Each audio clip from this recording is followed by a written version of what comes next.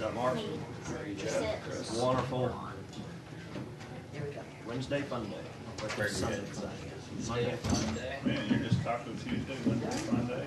I'm telling you, whoever came up with that Taco Tuesday was brilliant. I get me at least a couple pounds of deer burger. We got it. Taco seasoning, taco Thank you. shells. Thanks. Good to go, huh? Get your boys to cook. Oh yeah.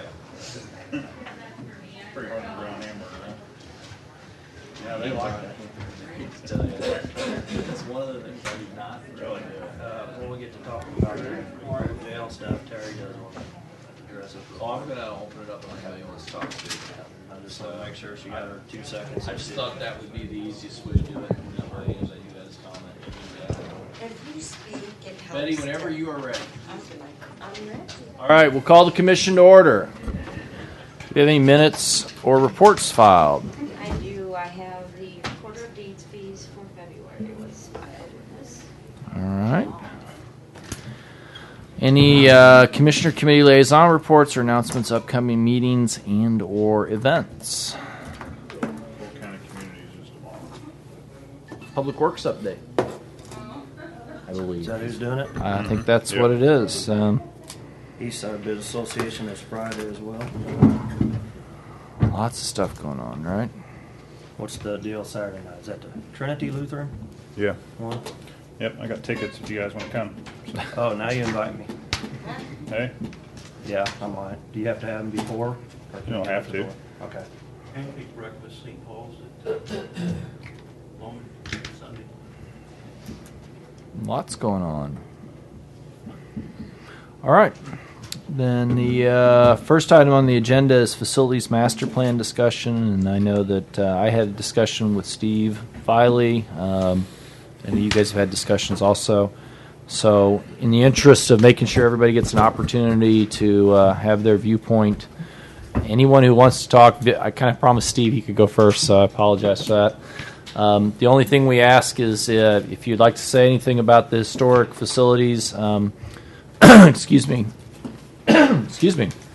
Try to be somewhat succinct and non-duplicative, and please use a microphone because we do stream. Okay, sure.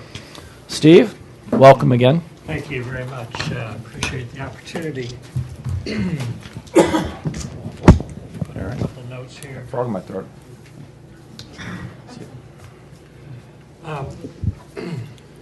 Yeah, my name is Steve Viley, and I'm president of the Historic City of Jefferson, a group of about 350 here in Jefferson City that are very concerned about historic preservation all over the community, in particular the old jail today and the sheriff's residence. So that's what I want to talk about. I just want to reiterate a point that I've made before, but I think is worth making again, and that we do indeed believe that these buildings are historic and that they should be saved by the commission. And before you make a decision today, we'd like to present you with some facts. So I've got 6 facts that I'd like to present to you that perhaps might have a bearing on your decision. Fact number 1, these buildings are on the National Register of Historic Places. And that means that they've been certified as historic by the National Park Service and also by the State Historic Preservation Commission. Fact number 2, we recently discovered that these buildings, in fact, since our last meeting, we discovered that these buildings were historic from their very inception. And the reason for that is because that they were built under President Roosevelt's Public Works Administration to help the county and the country climb out of the Great Depression. So they were historic from the get-go. Fact number 3, these buildings were declared historic by the city. The city's Historic Preservation Commission designated these buildings as landmarks. And, you know, I was talking with Mark Schreiber yesterday, and we were talking about that designation. Now, Mark, of course, has spent years and years in the sheriff's residence and the Cole County Jail as a county employee and a law enforcement officer. Mark also serves on the city's Historic Preservation Commission right now. And he said, you know, even though the county has not designated the buildings as historic. By virtue of the fact that the county accepted that designation from the city, implies that the county does agree with that position. And so just the mere acceptance of that fact indicates that the county felt that they were historic. Good. Just, Or you wouldn't I hate to interrupt you, Yes. but I'm afraid I have to interrupt you on that Okay. point. I was here when that presentation was You made. accepted the plaque. And actually, we put it in the corner because we did not view it as a historic building. We did not affix it to the building, which is when I was here, and I think you may have been here when that was presented. We were specifically requested to attach it to the building as a designation, and we declined to do that. Well, But that being said, I just want to make sure that's clear. okay, you accepted the award, and we assume that you accepted the designation as well. Fact number 4, these buildings are historic because they're public buildings. Unlike some of the private buildings around town that we believe are historic, these were built for public business, to house public officials. And there are some historic figures who lived and worked in those buildings. People like Sheriff Buck Walls, Sheriff Horace Debo, Sheriff Wyman Basinger. And I'm not going to include the historic Sheriff Greg White yet, but he's been working on those too. Fact number 5, we know that the county needs more space and that you're trying to meet the needs of county government. But we thought it was interesting when the facts and figures came in about cost. A lot of times when you're doing adaptive reuse and taking a historic building and making it new again, it costs more. It costs a lot more than tearing down and starting over.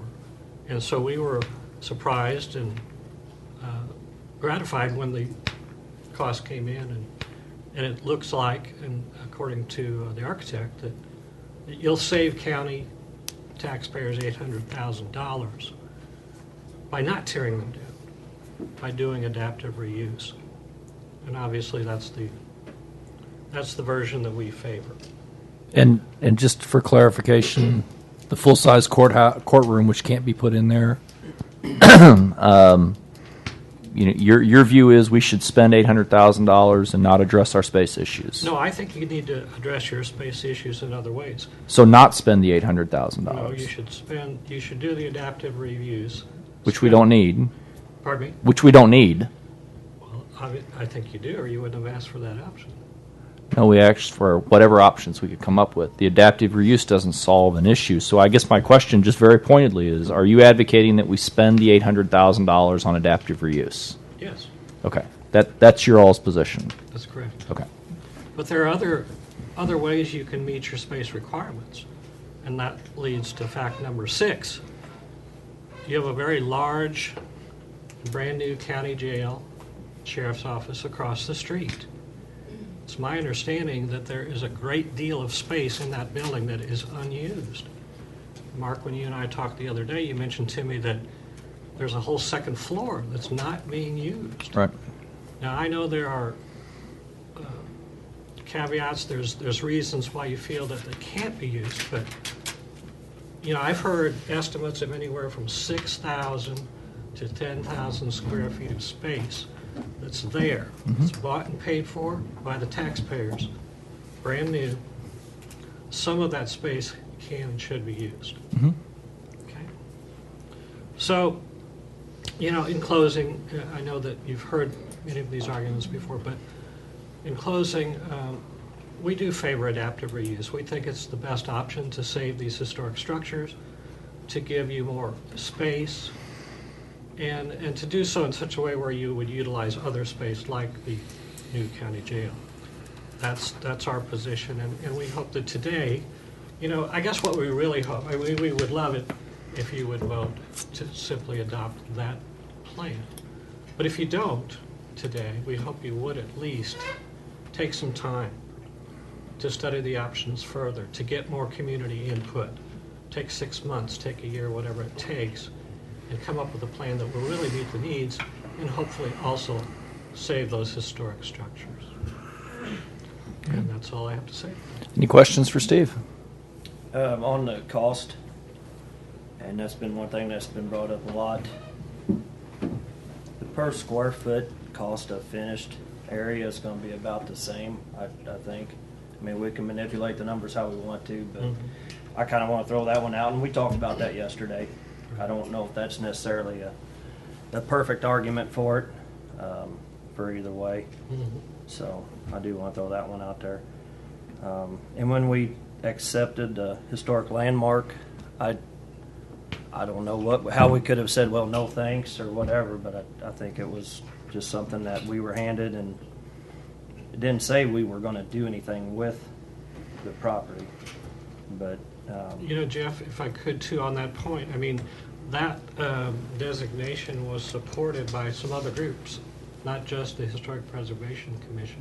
Jefferson City Downtown Association provided a letter of support, and as did the Convention and Visitors Bureau, because they believe that Right. retaining these buildings helps maintain the character of the downtown. yeah, I don't disagree with that at all. It's kind of the same with the National Register, and I believe that was done in 72. 72 I or was reading through 73. that too. It basically just said it's an old building, and so that's why I was trying to gather exactly what historic value it had there. So, Mhm. but I see what you're saying about it. Right. I think that's about all I had. Chris?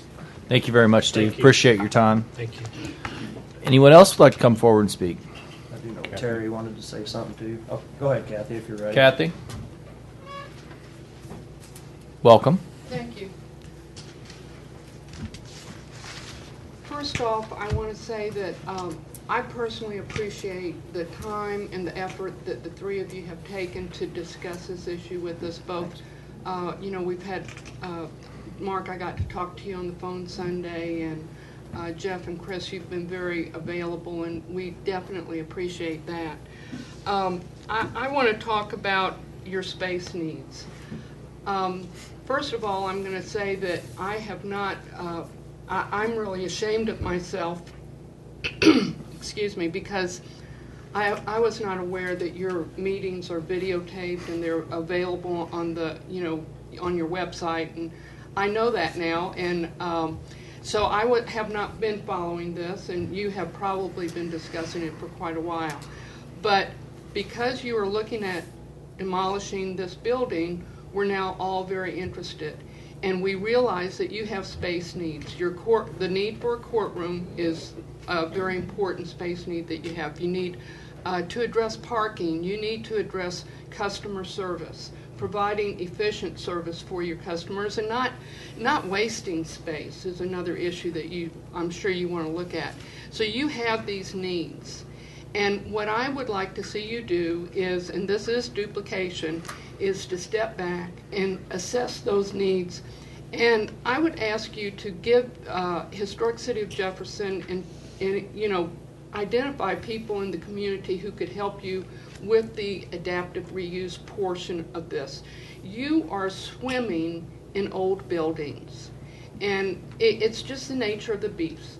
You are county government, and the county's been around for almost 200 years. Our 200th anniversary is coming up. And so you have old buildings, and I get the feeling that you don't really, that they don't exactly meet your needs, but I mean, you can't just say, well, you know, the courthouse is old, we need more courtroom space, so we're going to tear that down. And you're not going to do that. But you have these buildings, and our organization has people who have expertise in how to use old space. You have expertise in other areas. Mark, you're an attorney and an accountant.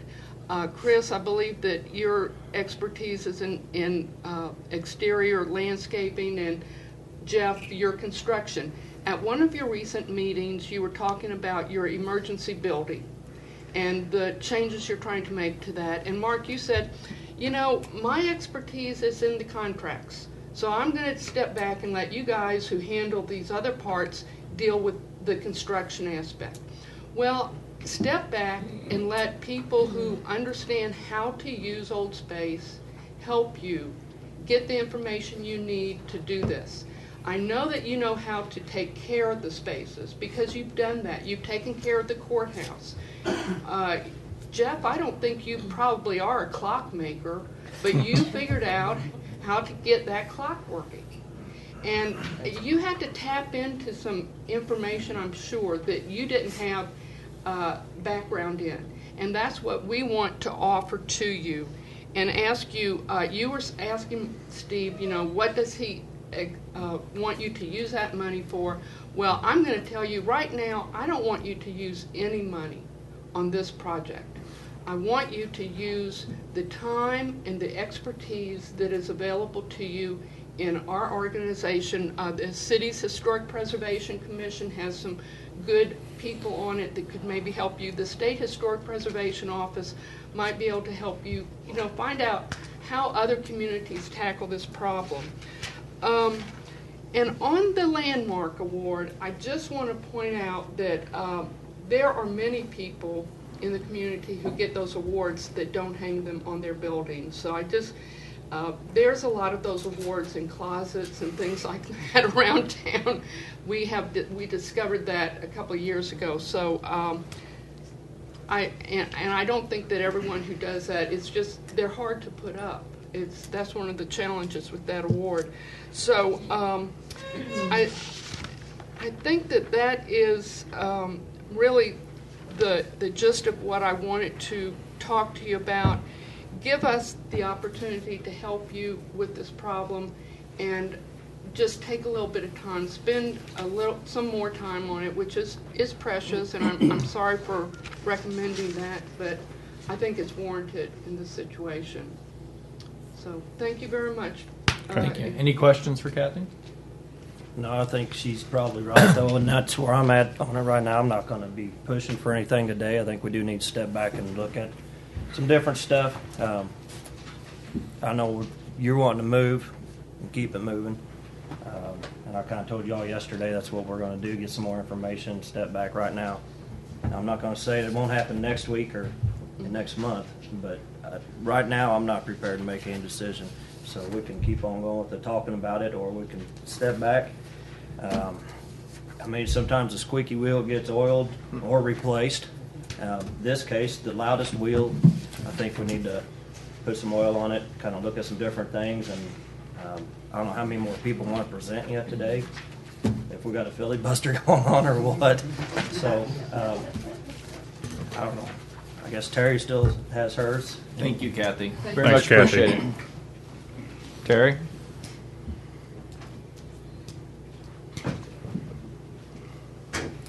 If you could just spin a microphone in front of you, that way folks out in TV land can hear what you're saying. Good morning. My name's Terry Rodeman. I'm a lifelong resident of Jefferson City.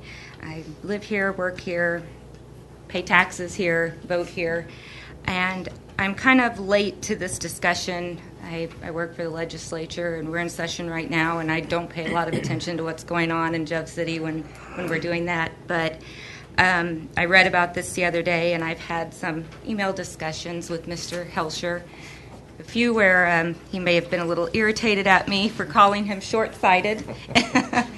And to explain what I meant by that,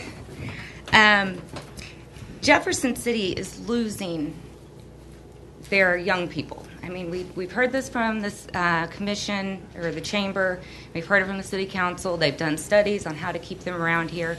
The 35 to 44 age group, which is the key demographic to a lot of people. It's myself too. I'm out of it. I'm out of it. The two of us are out of it. But Not there long. we're losing those people. We're losing state jobs. Every day I hear about how they're cutting funding for state agencies. Those jobs are going away. We've just had some of our manufacturing jobs pick up and leave. And so there's not a lot to keep people in this town that make them want to stay and continue to live here and work. And I think tourism is something that we can really promote in Jefferson City. And our old buildings like the jailhouse and the sheriff's house those are important to tourism. I mean, we're doing major renovations on the Capitol right now, which draws people in. That's a major draw. The Missouri State Penitentiary, that is a huge draw. I had my sister who lives in Texas brought her boyfriend home over Christmas, and the first thing he wanted to do was go and do a prison tour, which we told him he couldn't because there's mold right now. But the first thing he wanted to do, he had seen that on the Travel Channel, and he really wanted to go and visit that. And I think that the jail and sheriff's house could be incorporated into part of that. And if you tear that down, you can never replace it. I mean, once they're gone for good. And I have a couple questions because I was doing a little research before I came here to speak today. I ran across a News Tribune article. I don't know if I have it here if you guys want to look at it. But I was concerned because in the article it says, and maybe you can clarify this for me, that the Cole County Commission has set aside $1 million to be used for the old jail as part of the approved law enforcement sales tax. So I guess my question on that would be, was there a time where money was set aside specifically for the old jail from that tax? And I can address that. We set aside money to do a Sally Port because with the new jail not being attached to the courthouse any longer, we needed a secure way to bring prisoners to the courthouse from the new jail. And also there's a daycare in the alley, so we didn't want to continue unloading prisoners right next to a daycare. So we spent a portion of that money, was not all of it, anywhere near all of it, but the design was to create a secure Sally Port so we could bring prisoners in and out without having them become a safety or security concern. And that particular project's been completed and is not anticipated. Regardless of whatever we do with this, that project's not going to be changed because that's in existence currently. Okay, but that's for the new jail? It's in the basement of what is the old jail and the sheriff's house. So the discussion, for example, of demolishing it, to use Kathy's term, I think you're the one who said demolish, would be taking down the floors above that, but not altering those floors because we've already invested in that part of it. Okay. And I guess my next question would be on the funding.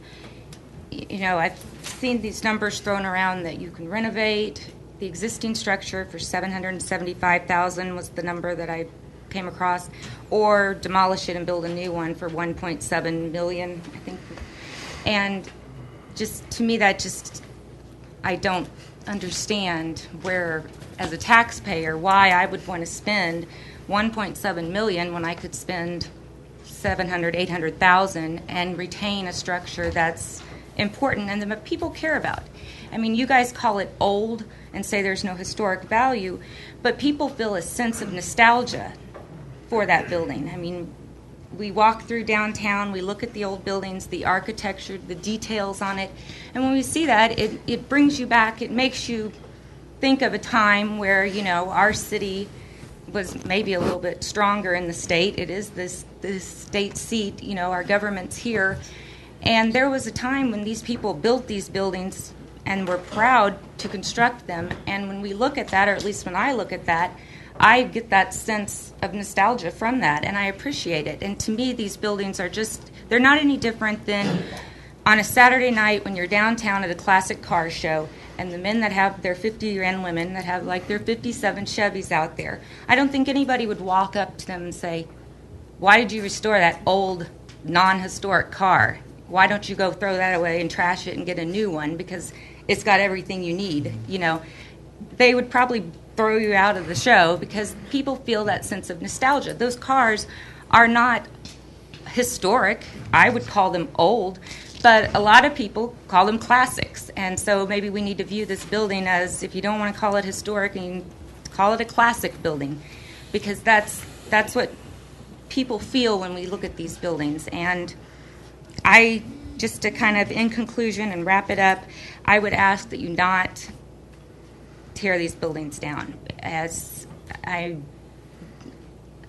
guess as a concerned citizen, I think they're important. I've talked to a lot of people that find them important. We're doing renovations on the Capitol, and if we keep tearing these buildings down, eventually all we're going to have is just a Capitol and a bunch of tin sheds around. because we don't have anything left of our community. And once they're gone, they're gone. We can't ever get them back. And so I would ask that you please reconsider them. Any questions for Terry? No, the one thing I take away from it, and we talked about it before too, was once it's gone, it's gone. So that's another reason I want to step back. And I'm not purposely dragging my feet on it. It's just I think we've got to take a look at it. We kind of jumped when we were talking about facilities management. I was ready to roll with it. I thought we was going to address a lot of needs, but I do want to step back and take a look at it. So, thanks. Thank you. Thank you Thanks, very Terry. much, Terry. Appreciate it. Is there anyone else who'd like to speak? Going once? Going twice? Okay. Well, it was not a public hearing in the sense of a true public hearing, but now that we've had some public comment on it, I think we need to make a decision on how we move forward. We have a need for courtroom space. The adaptive reuse doesn't address that need. Right. On the other hand, I'll throw it up to you guys, but I don't want to.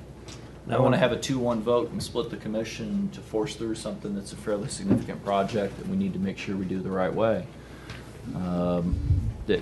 There's delay for delay purposes is no benefit. I agree. Delay with a timeline and a decision made. The reason we set today was we said we would make a decision today. And I don't have a problem with a decision to extend. I don't have a problem with a decision to bring in the courts. John's here.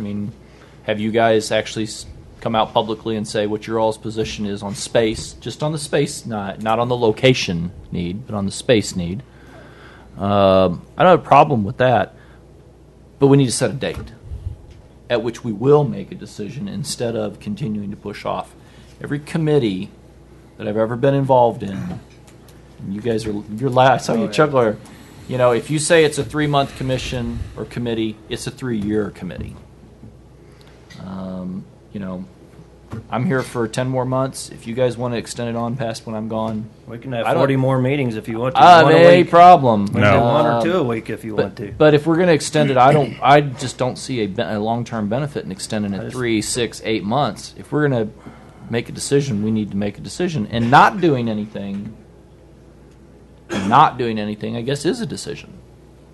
Yeah, I think that's the best one. I will say that under no circumstance will I vote to spend the $800,000 plus, because I agree with you, Jeff, it will be much more than $800,000, just to adaptively reuse the space in the court, in the old jail, and sheriff's house, where that doesn't solve the need. So the only way I'm voting is either option to take it down and rebuild and solve the courtroom need, or leave it as it is. Well, I Those are think the only one 2 of- options on that building I will support. One of the concerns is how the building's going to look. Is it going to fit in with the courthouse if we knock it down and rebuild? And so that was one thing I called Michael Carafino and invited Kerry to come to the meeting with the perspective drawings. So he had no idea what I was talking about this I morning. thought we I asked had him. one. He said he left them here somewhere. Yeah, we've studied everything from. Got to get the microphone, Carrie. I'm sorry. We have the luxury of these big ones sitting in front of us, so it's easy for us. We've studied the range, and I'm going back 2 or 3 years. Everything from adaptive reuse, restoring the building and using it inside, to saving parts of the building. I call it the San Francisco approach, where facades are saved and new buildings are behind them, to taking it down and rebuilding it. I don't want to go back to that spot. That's where Right. I'm at now. Is we've got the options on the table, and I don't think a lot of people were involved when we were talking about why we can't just take the floors and line them up. The floors, if you line them up at the courthouse, will go right across the windows of the old jail. It really doesn't work, and that's why you came to us 2 weeks ago with the option A and B and C. Right. And it gets back to what you want to put in the building. It can be adaptively reused, not for a large courtroom. I mean, you can do anything for the right amount of money. Not even the Right. right amount of money, but for a large amount of money. So that's where do we draw the line? And, if you got something in the past that's going to hold up the future, can we do anything? And that's what I may tell you we need to look at is, can we save the sheriff's house and maybe get rid of the jail? Will that still allow us to get the courtroom? Do the courts need, I mean, we haven't actually sat up here to hear exactly what you need. We got an idea, you know, talking off the record with the judges. Why can't we do something in a law enforcement center? Is there nothing that we can put over there? That's been brought up, and I think we need to address that so that that's Well, I think public. the court addressed that and put a public letter out on that. They just said no, they won't do it. Yeah, they actually did a press release in the whole 9 yards. Judge Joyce did. That was Well, I mean, I'll apologize to her. Then why, if she's not going to be willing to work with it over there, I mean, why not? What was the reason? I don't remember what that letter was. Is that something we still need to look part of at? it had to do with having criminal trials in a jail facility poisons the jury pool, and there's I some know. federal case law on that. Well, the old jail was attached to the courthouse, so I know. at what point is it attached, part of? So, I mean, we still got to do something. We can't just let the building sit over there, so that's beside the We point. can But let it sit over there. I think that'd probably be about the worst thing we do, so. So I don't know, Kerry, if you got some ideas on how we can. I can pull that stuff. We do have, like I said, we have several versions of renovations, tear down, and everything in between, saving parts of it.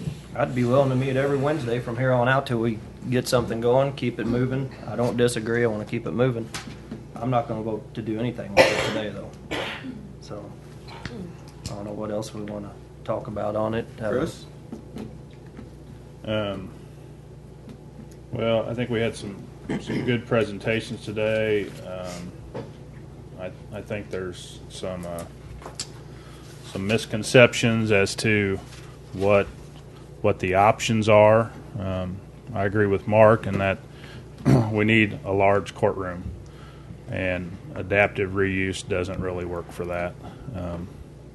I think to spend $800,000 on adaptive reuse gets us office space in an old structure, and it doesn't, and it's office space that may or may not be ADA compliant or have some real challenges. I see some significance there, but I'm still unsure as to a long-range plan, even with the office space that we would get there, if that's enough office space to take us out 10 years, 15 years, 20 years. I visited with Steve and Kathy and Mark Schreiber yesterday, and you know, we're in a block where we're competing with the library and the church, and so you know, it's just a small little space, and so I'm not for doing anything as well today, and but I'm with Mark in that I don't want to see committees formed and this take 6 months or a year. I'm not willing to do that. You know, if we want to talk about it, we need to talk about it, and we need to make decisions, and we need to make decisions quickly, and we need to move forward. If you guys are willing to help and come up with some ideas, I'm okay with giving you a little bit of time, but to sit around and talk about stuff and come back and talk about it again week after week or month after month, to me is just a waste of time. So that's where I'm at today. I'd like to maybe revisit it in a month and give people some time to maybe come back to us with some other options. But yeah, I want to keep things moving forward and figure out what we're going to do and then decide something and move on. So. Yeah, like I said, I'll meet every week from here on out till we get something moving on it. Well, I mean, in the end, we can meet as many times as we want, but unless at some point we're willing to set a deadline and make a decision, all we do is keep pushing stuff out. And the structure and the style of this type of project invariably becomes, we'll push it out 3 or 4 weeks. We'll set it in April for a meeting. We'll say we want to make a decision. As the decision date gets close, everybody who has a vested interest one side or another will start coming in saying, well, you didn't look at this, well, you didn't look at that. We'll come in the beginning of April and we'll go, well, we didn't look at this. Well, we didn't look at that. We need to look at that. And now we're another month out. I mean, I don't have a problem with moving it off. I don't have a problem with moving it till April. I don't have a problem with meeting every week to address it. All I ask for is a date at which everybody here will agree To that vote. we will make a decision. And if we decide to do something, we move forward and the book is closed. And if we decide to not do anything with that building, we move forward and that book is closed. I don't have a problem with setting a date. If I don't have all my questions answered, I'm gonna vote no to anything. To anything? Possibly. The I'm not problem saying for becomes sure. the problem becomes if we set a date and I'll just say we have 6 meetings between now and the middle of April. And we have them all public. I know what And you're we invite saying. everybody to show up. And we flesh out every courtroom option, and we have Carrie come up with every architectural option, and then on, I don't know, April 14th at 6 o'clock in the evening, you get a phone call from somebody who says, hey, I got a building over on the south side of town that we'd be happy to sell you, and you can move everybody over there. Now do we not make a decision because we didn't look at that building on the south side of town? Or somebody calls up and says, you know, I think you ought to look at condemning these buildings back here. And somebody says, well, that's a good idea. Where do we draw the line? Where is it when you feel that we flushed the idea out sufficiently that we can move forward? All you gotta have is a motion and a second, and we can vote. If it's 2-1, it's 2-1. If it happens, it happens. I want some questions answered before moving on, because if we tear it down, when we tear it down, it's gone. There's no coming back. I agree. I know. So I want to make sure I can sleep with myself at night. So Most of the time I can. But then we need to write down the questions. You know, and we need to have them addressed. Because if we don't determine what our questions are that have to be answered to make a decision, we'll just keep getting new questions raised every time. Okay, so if Carrie, you can work with us on, one of the options I'd like to look at is if we can still get the courtroom in there, like the courts want, save the sheriff's house, and then if we have to tear down the jail or work within it, any other options we have. Part of it was the floors going through the windows. Is that something we could possibly work with and still save it? Is it going to be cost effective? So, any other ideas you have? I heard you right. Footprint. It's all right. Told you he's going to earn your money on this one.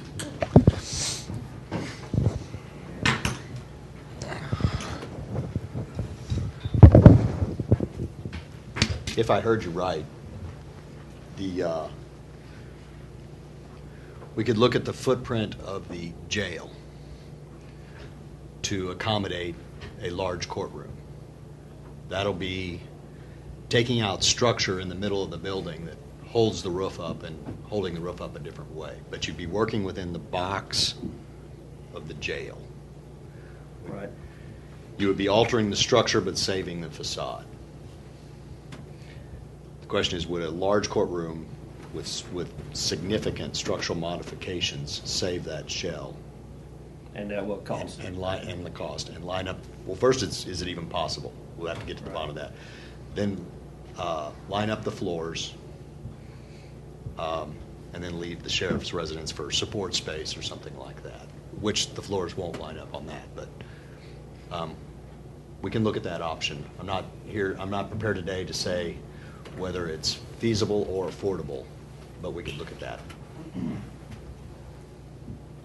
Does that address our ADA compliance? Will it address our ADA compliance issue over there?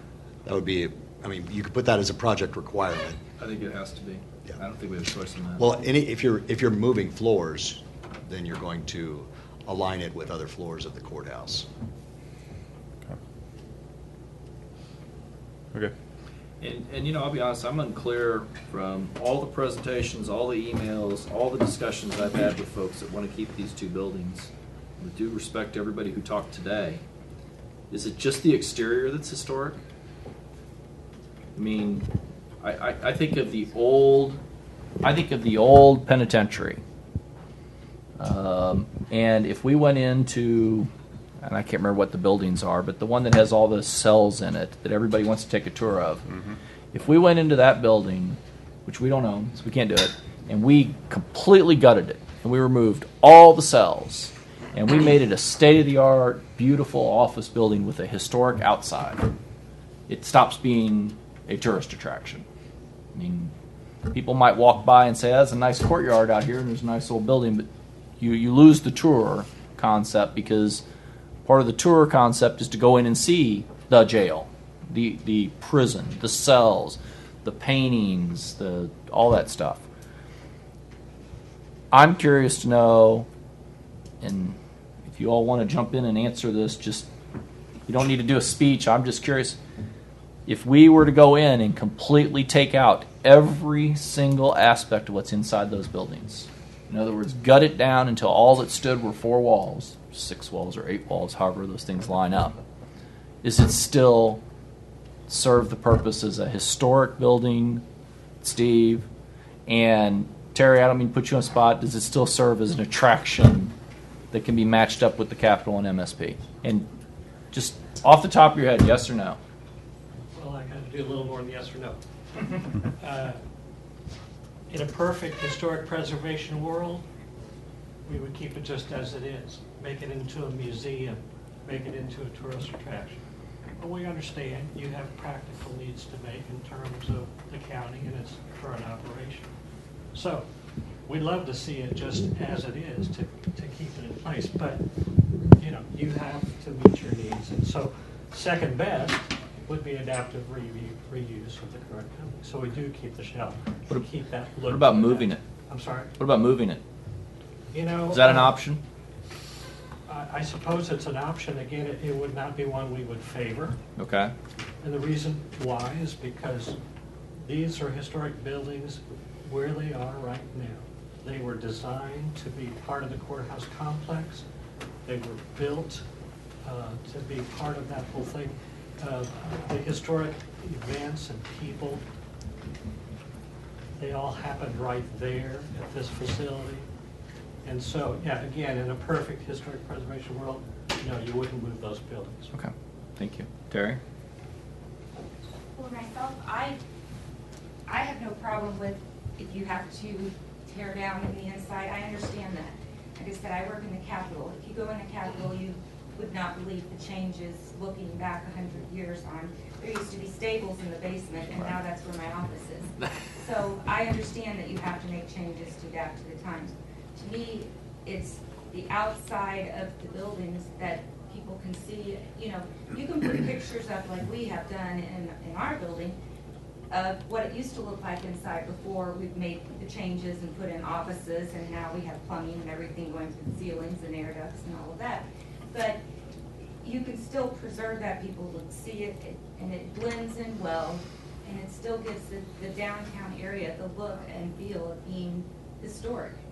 It's not a brand new brick building sitting next to a courthouse that is beautiful, and then you have this modern structure next to it. It would retain, to me, the key aspects of what I find to be Okay. Thank you. important. Yes. Thank you very much.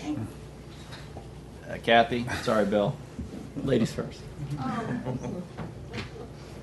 Since you moved the prisoners out of that building, we don't know what has been in that building, and we really haven't cared, so that if you used it for storage, I think that the preservationists are not going to fault you for that, if that's what you need. It is the outside, to keep the outside of it. And your discussion about having more plans drawn up and everything, I do just want to say that I found with the buildings that my husband and I have done, we've renovated 3 buildings over 90 years old, that the best thing to do is to just clear your mind of what's there now, and clear your mind of what you've been looking at, and start fresh. And I know you're like, oh, I don't want to do that.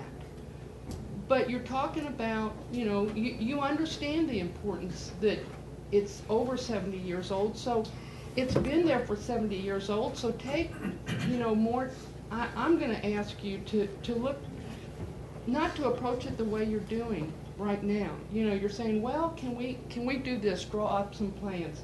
Step back and clear your mind of that and start and look at it fresh.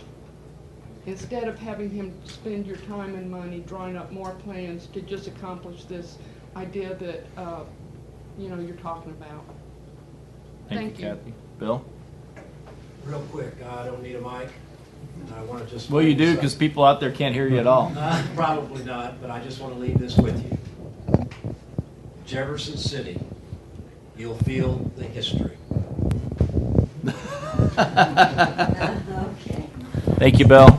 So I'd like to talk about that too. And so everybody that emailed me or responded to me, I asked the very simple question that Mark asked. And so I asked, is the history in the exterior structure or is the history in the guts? And, I'm with Mark. I mean, if I go to the MSP tour and the walls and the cells aren't there, I mean, that's where the history's at. And anywhere that I've been in and toured any building, if you go inside and it's all modernized, I don't feel the sense of history. Yeah, the building looks neat and the building may fit the era, but you've taken away some of the history. I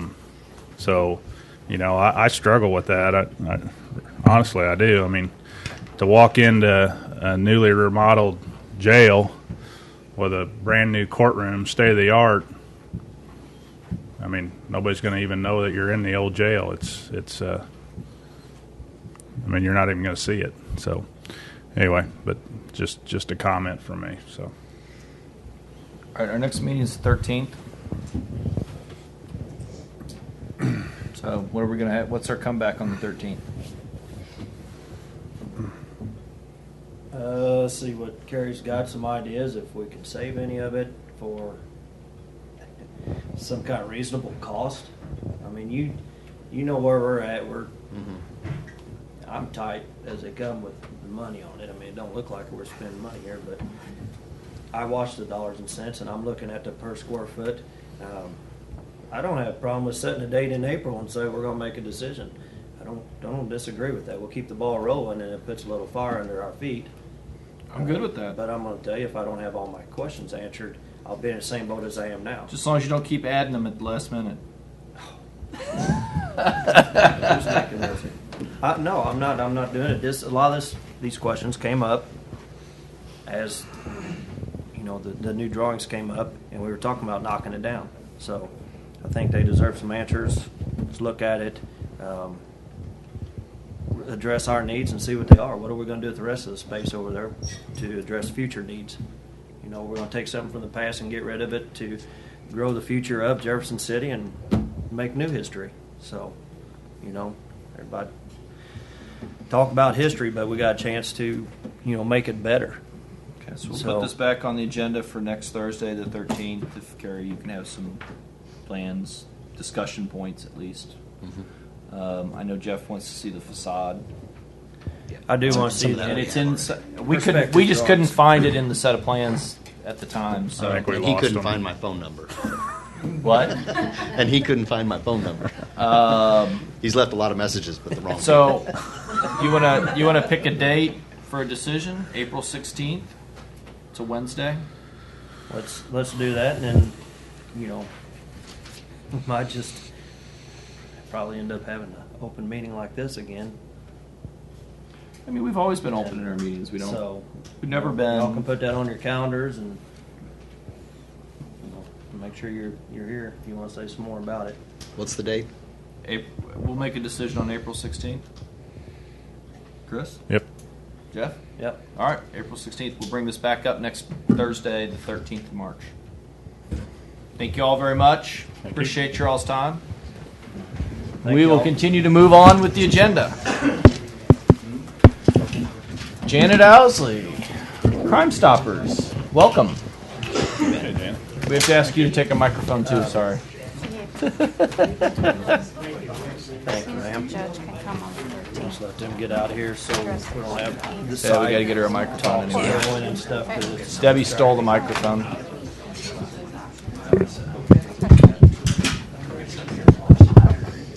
That was a hard act to follow.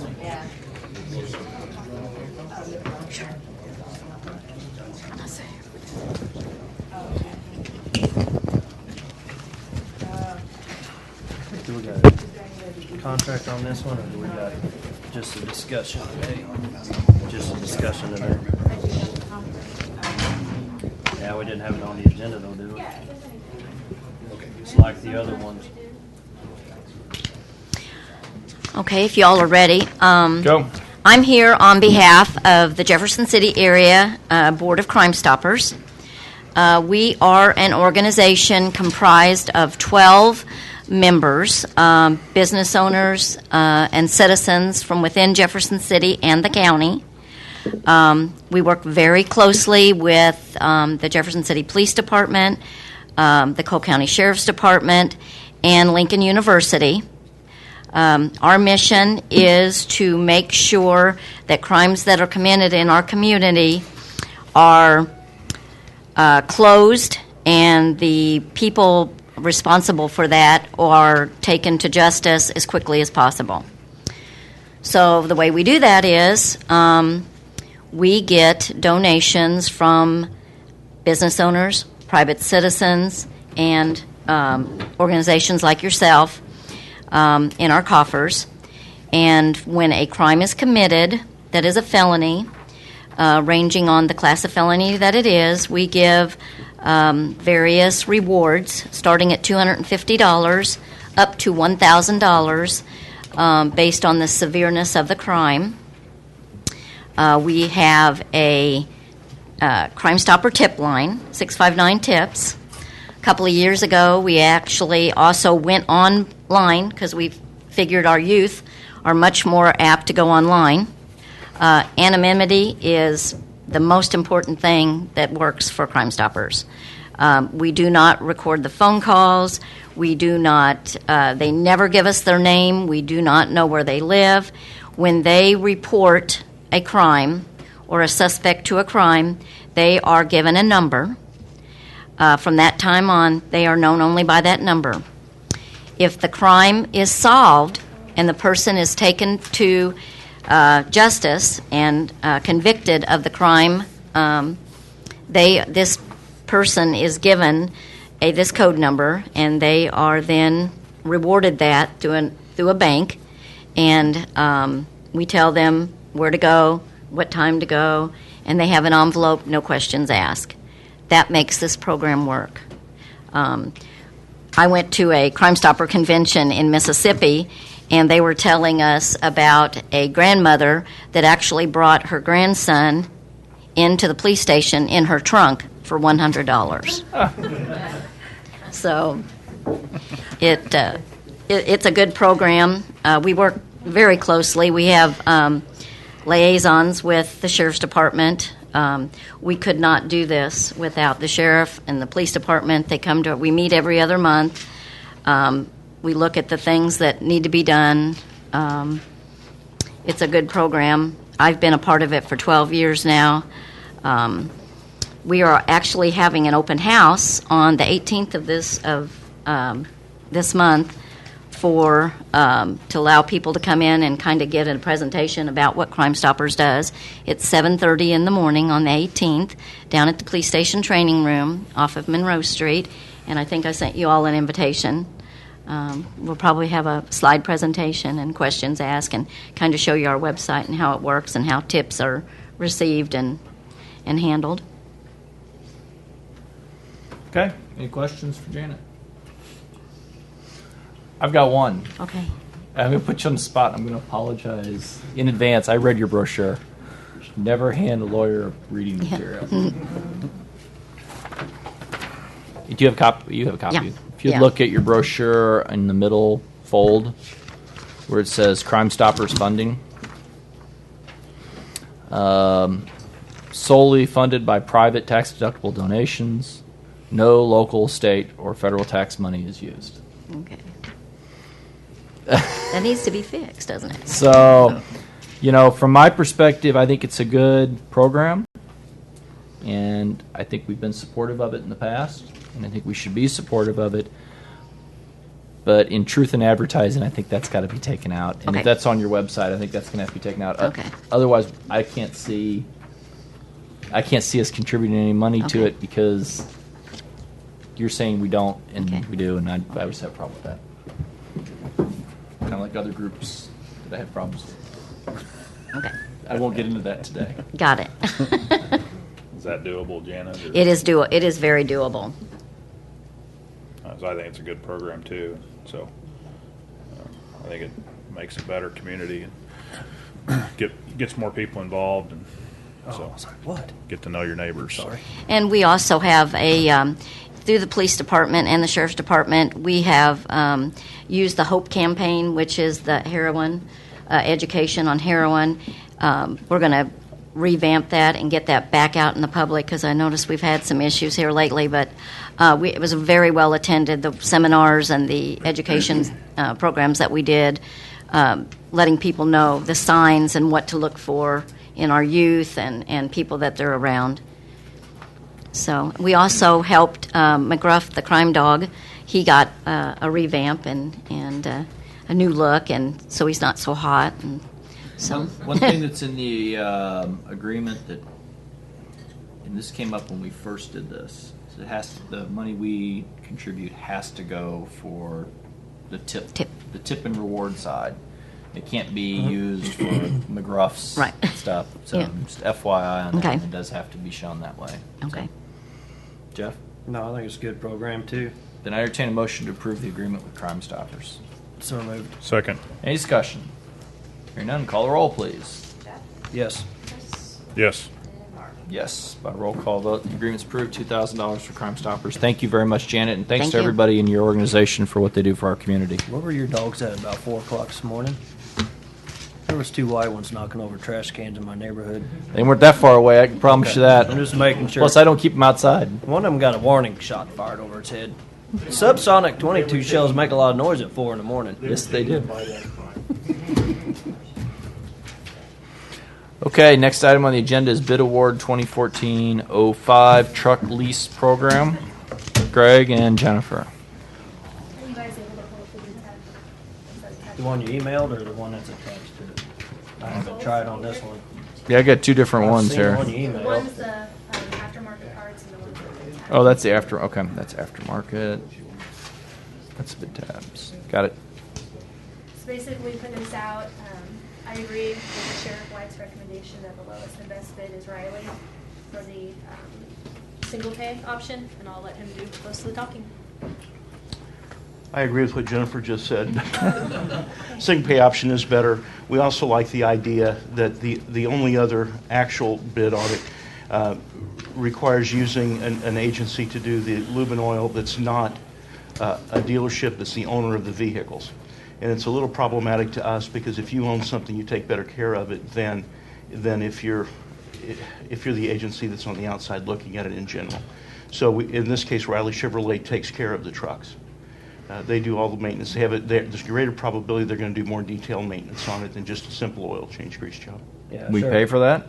Pardon me? They pay for that. They pay for that. Oh, okay. That's Captain part of the Wheeler. lease Yes. payment. Okay. Yes. Yeah, Captain Wheeler talked to us about it. I'm not a big advocate of lease programs, but I guess he went through Leasing 101 and learned a little more about it.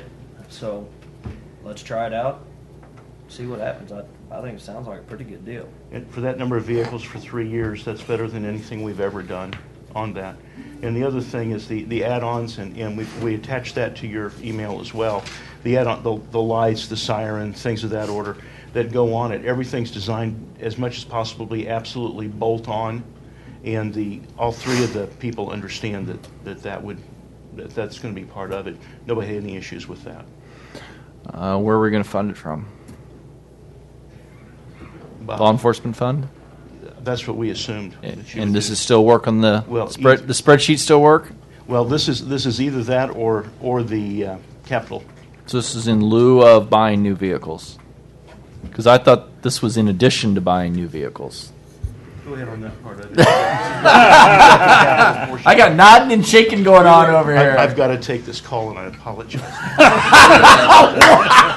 If he does, he does have a Wow, Betsy. Hi, Betsy. That's that emergency button on his phone that says "Call me now." We actually have, we talked about this, about helping our fleet program out. Right. And you all even suggested that a one-time payment to help this. This would be in addition to the monies that you've already given us for the automobile account. So it would be the 114, and I don't have the numbers, I'm sorry. Whatever it was, the 114 plus the 362 would be put on top of what you've already given us for automobiles. Okay. And what it would do is it takes these 8 vehicles out of their rotation. So what fund is it coming out of? I was assuming that when we were talking, I thought that we were talking about coming out of capital improvements. I thought this was replacing the one we were buying. Well, when we had talked and had the sheriff working on the budget and everything else, we had said that, we may be able to help out with one-time costs. And so, I guess. Just a one-time cost. And see, and this is what, Well, remember when we talked kind about. of. Well, it's not, because it's going to be $114,000 a year, right? No. It's for 3 years. For 3 That's years. the total 3-year payment. Yes. Yeah. So we put it in, we're going to upfront pay it? Yes. Or it's That's our 180,000 recommendation. over 3 years, wasn't it? If we paid over the 3 years, it would have been like 180 Yes, or that is correct. 170. Okay, so we just paid it So- up front. Yes. That would be what we would recommend. But in 3 years, we don't have to buy. We don't have to buy them again. at all.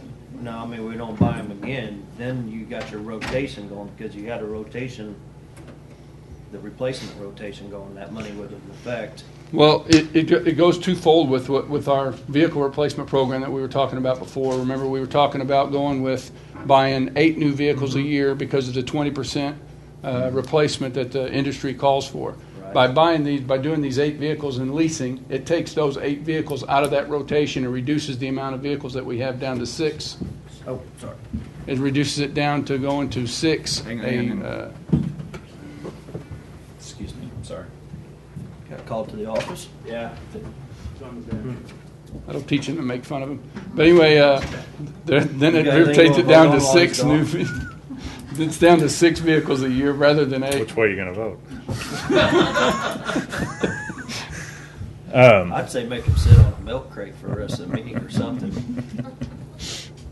I didn't know how much you wanted to talk about that with him gone. Be eight vehicles, and then as you start replacing other vehicles, where would those funds come out of your existing budget and your vehicle allowance? I want to say that you guys, and I don't have it in front of me either. I think you guys gave us 190 something thousand this year for automobiles. That sounds right. And so what we would do is we're using those 190,000 to replace automobiles that we have right now. And So then this is a one-time new charge. yes. Okay, that's all I needed to hear. And That's what it said. I guess I just want to know. So next year you're not going to be coming to us for additional funds, and in 2 years or 3 years you're not going to be coming to us for additional funds for vehicles. I really can't say that. What I can tell you is we were asking for $240,000 a year I from this understand. point on. Right. And what we would do by this 100 and whatever 40 it was, we would reduce that down. Instead of ask for $240 each year, we're going to ask for, I think it was $200,000 a year is what we were going to ask for. So with that $200,000 a year, it should kickstart our replacement program to where we have the vehicles that we send to auction should pay for a lot of the vehicle program itself. And you have to understand, and the mic should pick me up, you have to understand within that structure, we know that vehicle prices are probably going to go up rather than down. Oh, sure. Okay. I guess This is the idea to get us vetted in a normal replacement program. And to the best of our ability to predict, that's what it does. okay. Well, I'm still unclear. So you've got $190,000 roughly in your budget for vehicle replacement, right? Right now, yes, sir. Yeah, and so we're going to give you $114,000, or if we do this, we're going to do $114,000 for lease vehicles, one time. Well, actually, it's like 140. Okay, plus the 142 or outfit. Okay, something. and then next year, if we put $200,000 in your vehicle replacement budget, is that going to be sufficient Yes. to go forward? Yes. And then the next year, and I understand if that needs to go up a little bit, that's fine, but you're not going to be coming back to us and saying, I need another 140,000 extra. Shy of inflation. Yes, Right. That's correct. Okay. Good. Good. I'm good. Jeff? Yep. All right, what do you need from us? Award it? You got a contract? Jennifer should have. Well, I think there's. She'll look at it. She wants us to add something as far as them being good with adding the aftermarket equipment. Okay. So we're going to work on that. Then I'd entertain a motion to award the bid to Riley in the amount of $114,000 and change. Well, it's actually, okay. And that's to Riley. Okay. Right. And then the aftermarket's a separate bid, right? Right. So moved. It gets pieced out on bids that we've already done. Second. All those in favor say aye. Aye. Aye. Opposed? Motion carries. Thank you all very much. Looking forward to see how this plan works out. Yes, me too. You're going to We need, need to vote later. The contract comes up, but It's not a contract. We have 8 of them? We have standing bids and state bids from different groups where we get lights here, siren. no, those will not have to come up because there are, but the contract for the lease will have to come forward. And that's what you just voted on. Yep. Okay, Well, we'll have to vote that contract because that has to be done by a roll call vote and we have to have it. Okay. Thank y'all. Accounts payable review? move to approve accounts payable. Did you have any you pulled out? I'll second. Did you have any you pulled out? Okay. I didn't get a chance to go through them, so. I did have something that I looked at Juvenile, and Debbie was helping me with it for tech electronics for fire alarm monitoring. Right. And it was almost $500 a quarter. And, well, I don't know. That seems awful high for. Well, and exactly what I thought. So, I mean, I'd like to move forward and pay the bill, but I'd like to take a look at that contract when that comes up to renew. And I've had Greg kind of look at that to maybe see if we can't find a local vendor that could provide similar service or change that out. I know we have them for security or something. Yeah. So, but I'm tired of these service agreements. I think they're worthless. So, all right. So I have a motion to approve accounts payable. I need a second real quick. I did second it. Okay, yeah. I'm sorry, I missed that.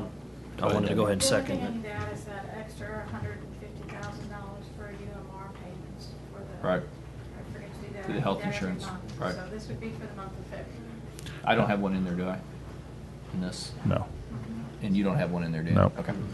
I don't I either. have a motion to second. All those in favor say aye. Aye. Opposed? Motion carries. Debbie, can you get us a report on those on UMR payments, like from previous months, just a total? Sure. I mean, I got it already. I know we're approving 150,000, but I just kind of be curious as to where we're at. What I was gonna do, I'm getting more training on it, and Okay. I was gonna do some third quarter reporting to you as far as claims and where we're at in that too. Okay. I can give you my check register of where we're at. I don't want that. I just want a total. Well, it does, it's got that's what you want. All right. I want to take a 5-minute break before we get into all the public works stuff because I think we got several things there. So let's take a quick 5-minute break and we'll Don't jump stop in. young guys. Yeah. Okay. Should have brought some donuts, Mark. I could have got you up first. I'm on break. When did David come home? No, sorry. Did I tell you, not sure what time we were changing out of all my business and I'll get that for you. When I talked to New World about that new contract for just down there, I was telling her when the bid would be out on the market and all this stuff. From the time of when it's awarded, when it gets shipped, to when we start live again, assuming we go temporary. They said 6 to 9 months. And I was not giving it that much time. But in doing them, we're going to be way okay on this.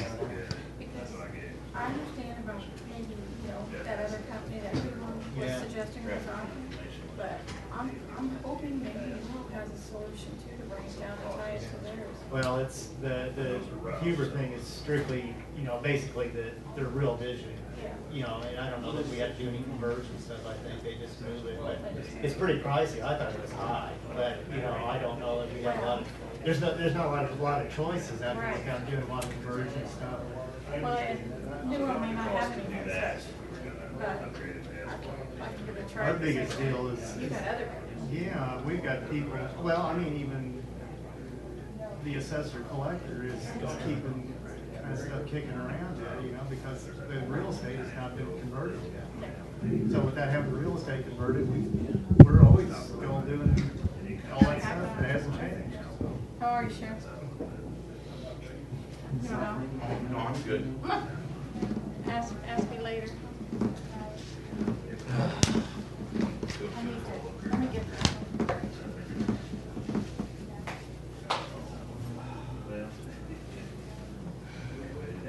Is there an option of chip seal on South Main Creek section 2?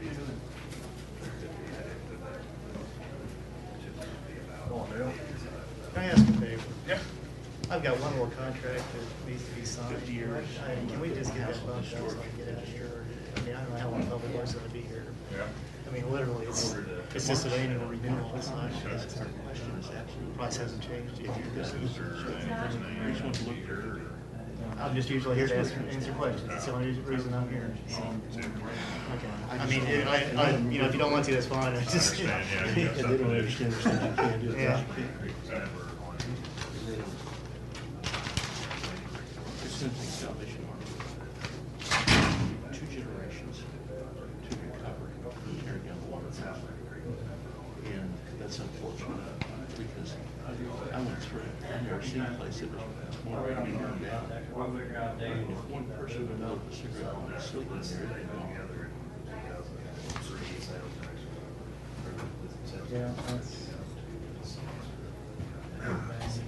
You got all day? No, I don't really. And when I moved in, I was told we were getting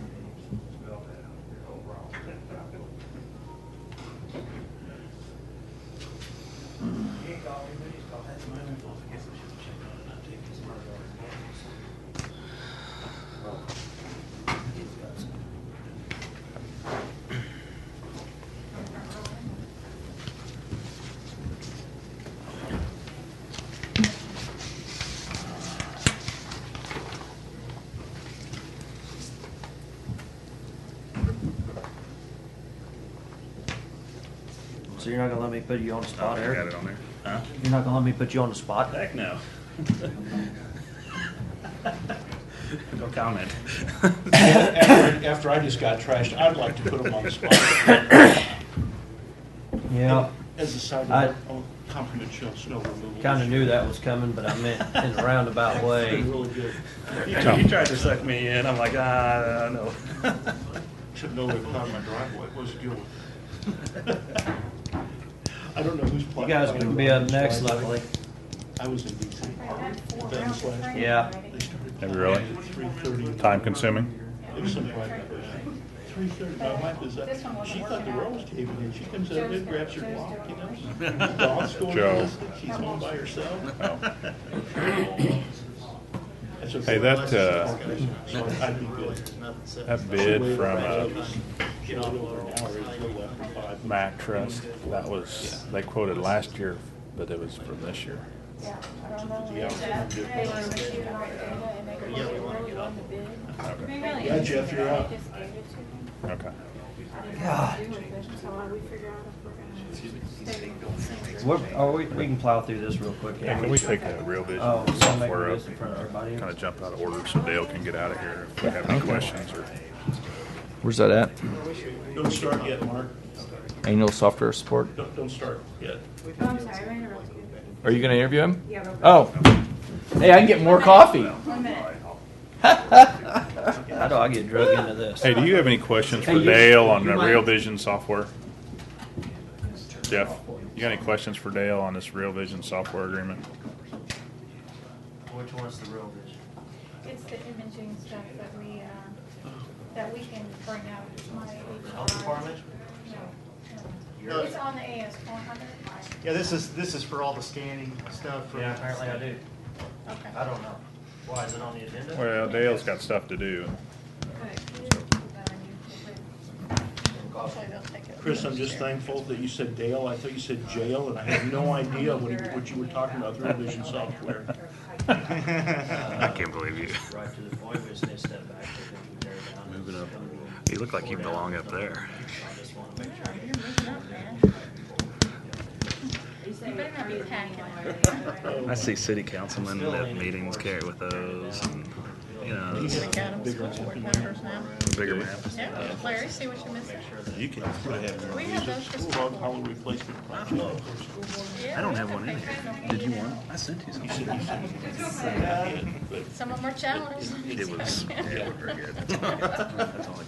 That's why you got Well, it. I've got it down. I mean, it's gonna front hollow from the T into the intersection. I do that. No, I mean, it's all the scanning for all the employee files and everything else. Frog Hollow, when you're coming down the It's hill. basically everything, and it's Oh, you're all gonna go paper shooting files. straight on. You're gonna go on. You're gonna It's just hit maintenance, And you're gonna go annual under the maintenance, overpass. it hasn't changed Like since you are I've been now. here, and it's Well, just. except, are you gonna split the road and go each side of the? Just really undecided. Just want to weigh my options. Just Try to When, get when- good long-range facilities The planned. question is, here's, Don't want to jump into anything without really weighing all the options. here's the end of the overpass, and here's the front. Are we going here, or are we going here? I'm just trying to keep It's gonna be pretty much the same. keep an open And mind you're gonna go and right across just the other try to way. look at all the options that we have within our boundaries and even looking to expand beyond our existing facilities and maybe where we could go beyond that. So, And Jim, you know, I don't trying not to have a predetermined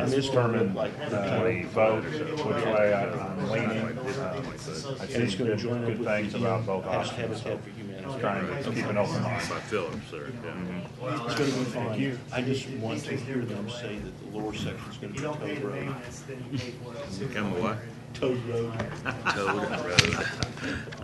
Are you gonna be able to tell Because the us time from and there? materials they can be very. Yeah. Exactly. You were right, Debbie. You're giving me the damn check. Eventually. I don't know what else they want. Okay.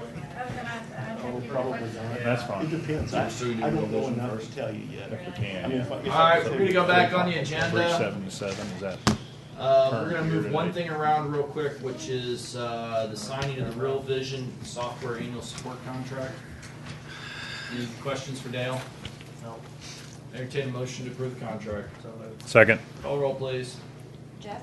Yes. Chris? Yes. Mark? Yes. Excuse me. Thanks, by Dale. Roll call votes approved. Thanks, Dale. Sorry about that. A long delay there. Landing Creek Road. I put this on there. Oh, we get to I know blame you you like- instead of blaming them. Yeah. No, we've had a couple of gentlemen that wanted to address the commission about it. It's been 3 years since we did the first part of the road and the traffic study back then. There was traffic, but they only did it up to Granny's Little Acres or whatever. Doty's Little Acres. Granny Doty, sorry. And so now there's more families that moved back there. One of the farmers did sell his farm. So they wanted to bring it up again. And Okay.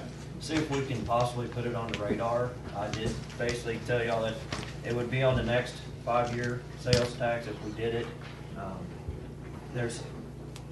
How far is it, Eric? That's still gravel. A mile? The Landing Creek portion is about I mean, it doesn't have to be about exact, but 7,500 foot, give or take. Mile and a half. Mile and a half, give or take. so. Part that's basically, not I just wanna paved. see if we can try to get it back on the radar, and if y'all wanna say your piece about it, about, what we need to do. 3 years ago, Chris, we had a bid to do the whole thing. And then when we came up to vote on it, well, Mark and Chris said we've only got the traffic count to this point, that's all we're gonna do. It is a dead end road. The other Chris. Yes, Chris, I'll specify. Spelled differently. So, but I just want to bring it back up because there is a lot more traffic there. I don't know if it makes a whole lot of sense just to have that mile and a half back there and it's a gravel road. We send a grader down there now.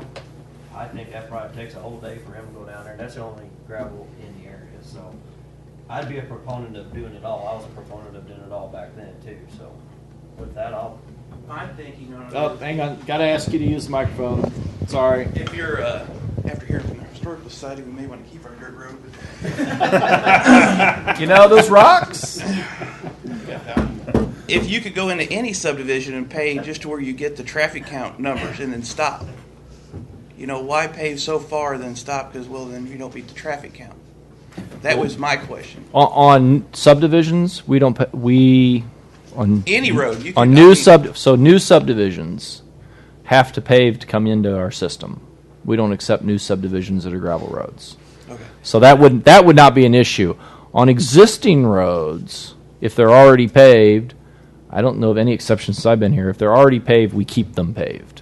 Right. Regardless of what the traffic count is. For example, on the eastern side of the county in years past, there were a bunch of roads that got paved that didn't have the traffic count. We still continue to upkeep that pavement, even though under any way you look at it, they probably shouldn't have been paved in the first place. But once they're done, they're done.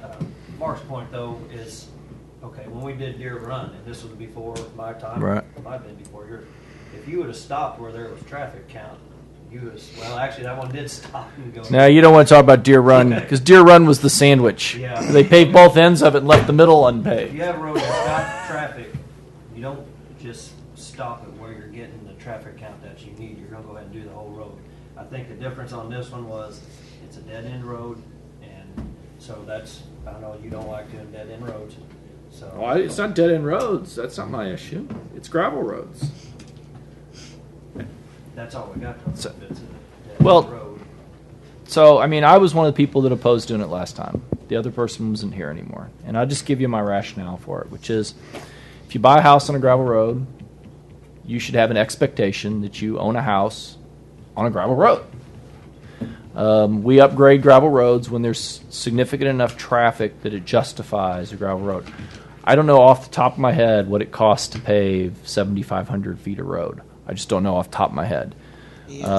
It's a pretty significant sum of money. It's not insignificant.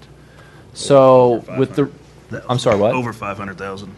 So with $500,000 to do it, we have to have some type of legitimate justification, or every gravel road in the county will come to us and say, use your money to pave our road.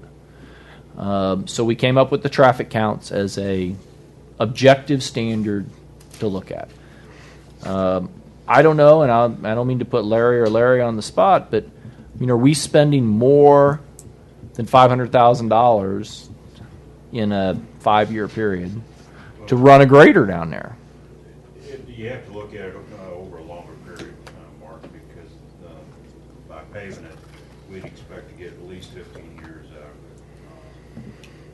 I don't know with the increased prices. I don't know if we're up that high with grading or not.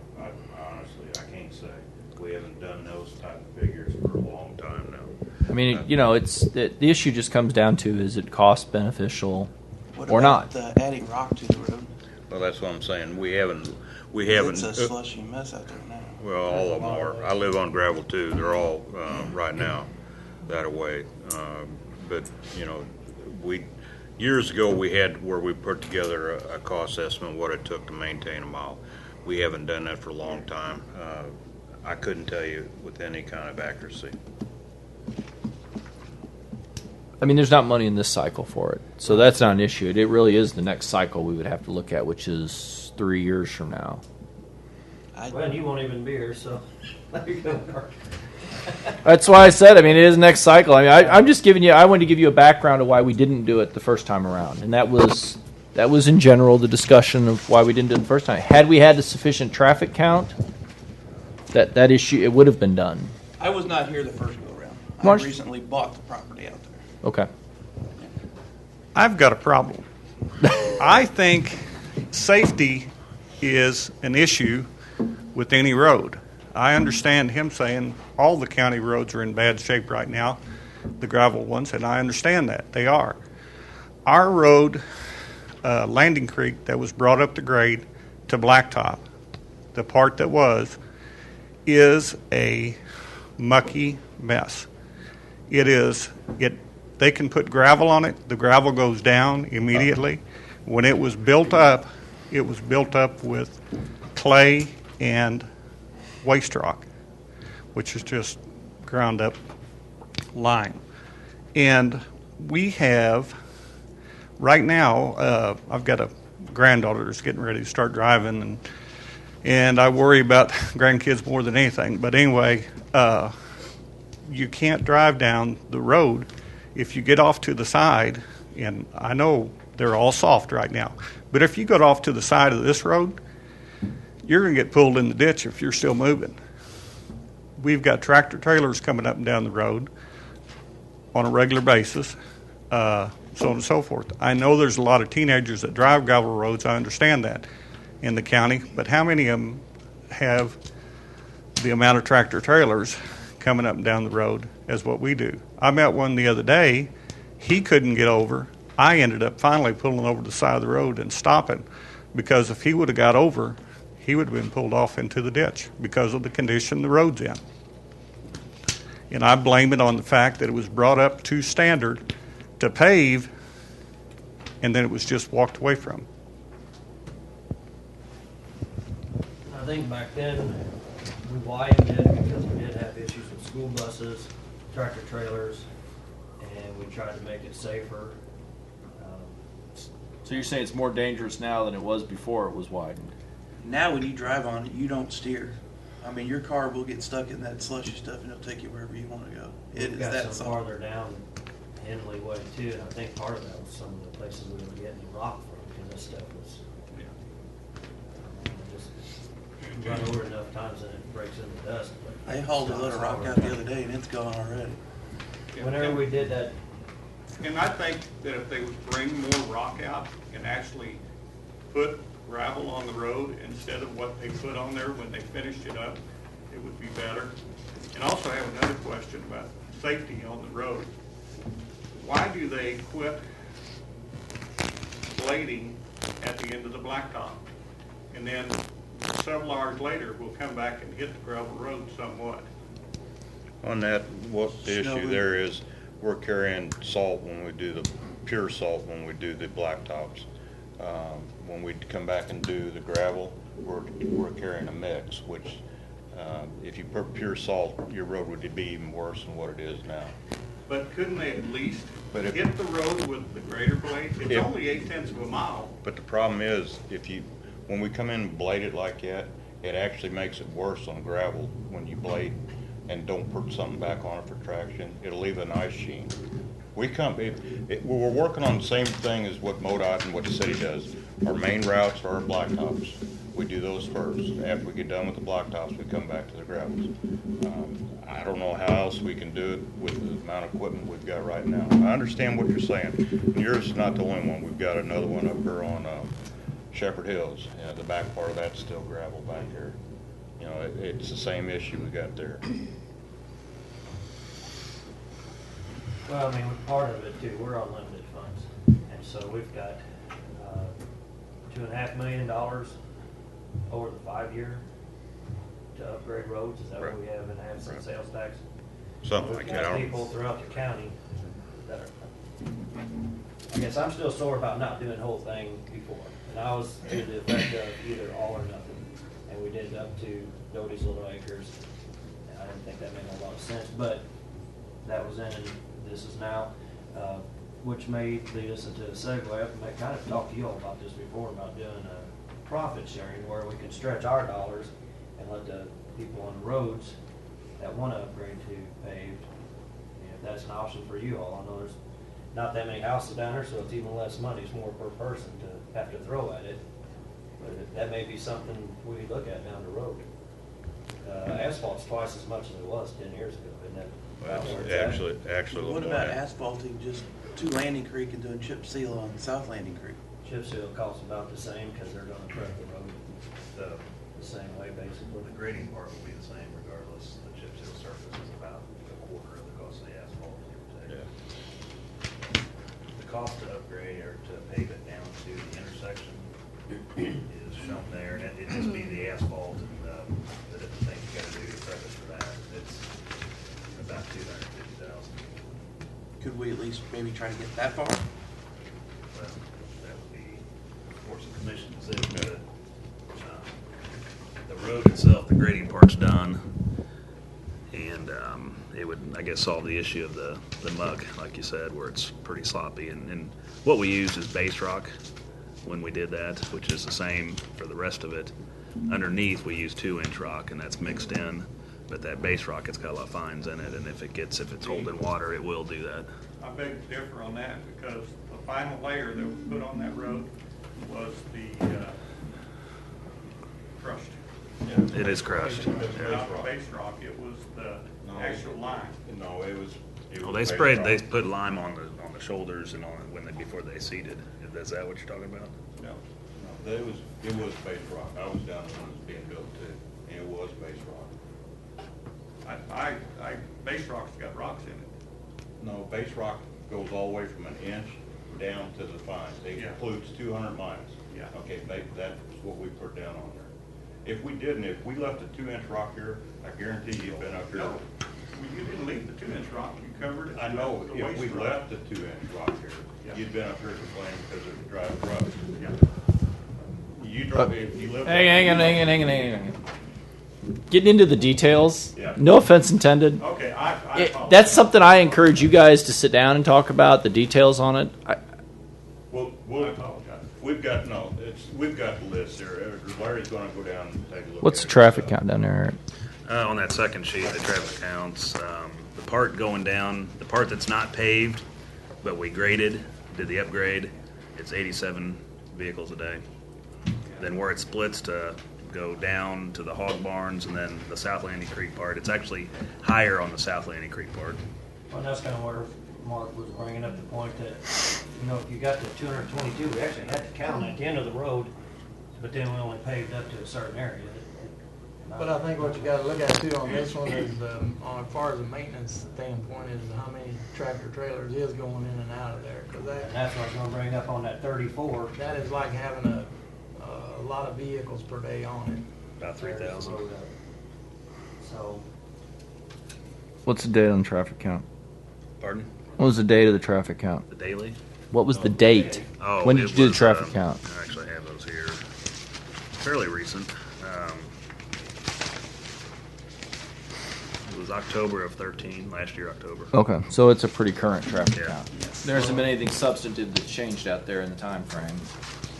Not since these, but this number compared to the numbers probably 3 years ago, there's quite a bit different. I bet they're almost exactly the same.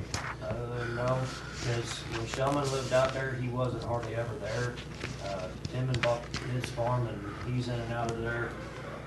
What was the traffic count when we made the decision? That was 3 years ago. Does that sound right?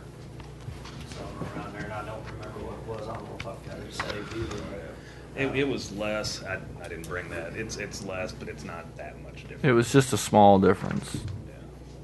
The biggest difference, I think, is South Landing Creek. There's some more. There's a couple houses out there. That's the one that's a little higher, I think. We're adding 2 more. The Landing Creek part, where it splits, there's really not much down there, but that's where all the trucks are coming from. Well, I think we just want to look at it on the next absent sales tax week. We're not going to be able to do it on this one, but I want them to be able to come up here. It'll be say back that piece before about you. Like I was telling him, it's like he said earlier, Jeff. For us, operations-wise, we would like to see it paved. That's a policy decision, and that's what we're supporting right now. But I'm sure when the next sales tax we'll have it back on our list again. And if the commission chooses to take it off, that's what you're all here for. So. Well, and that's why we have a traffic count, is so that we can justify doing them. We're starting to run out of ones that actually have the traffic count, so. We're down. Which means we stop doing them. If we stop doing them, we're gonna lose that half-cent sales tax. No, we're not. No, we're not. We pay, the 95% of the population, if not higher than that, probably 99% of the population of Cole County is on a paved road. I mean, you can just look. You can aerial all the gravel roads we have and look how many people live on them. We've gotten down to the point where it's a really small number now. You're gonna get the perception that we're gonna be pulling $2.5 million over that 5 years out of the county, and that's gonna affect. That's a decision You know, I haven't gotten to say that for a long time, so now I get to say it's the first one. You might want to write this down. That's a decision you guys get to make in a couple of years, and I don't have a role in it. Yeah, well, that's why I was kind of moving this along, because it's reaching to the wrong choir here with Mark up here. So. There'll be a different person warming my chair. Well, actually, it won't be warming my chair. It'll be their chair. And this is something that I've talked to Eric about, is about revisiting the gravel road upgrade program, and I think we're going to start talking about that at the Road and Bridge Advisory Committees. And I'd like to take a look at doing NIDs and having, on some of them that don't have a road count, and trying to do more of them, because I think they are easier to keep up. And I'm all for NIDs, and anything we can do to support NIDs, I'm all in favor of. I think they're one of the best things that was ever created in this state, and I think it's a shame it's not used more often. That being said, there are a lot of people that don't want to do it because they don't want to pay for road upgrades themselves.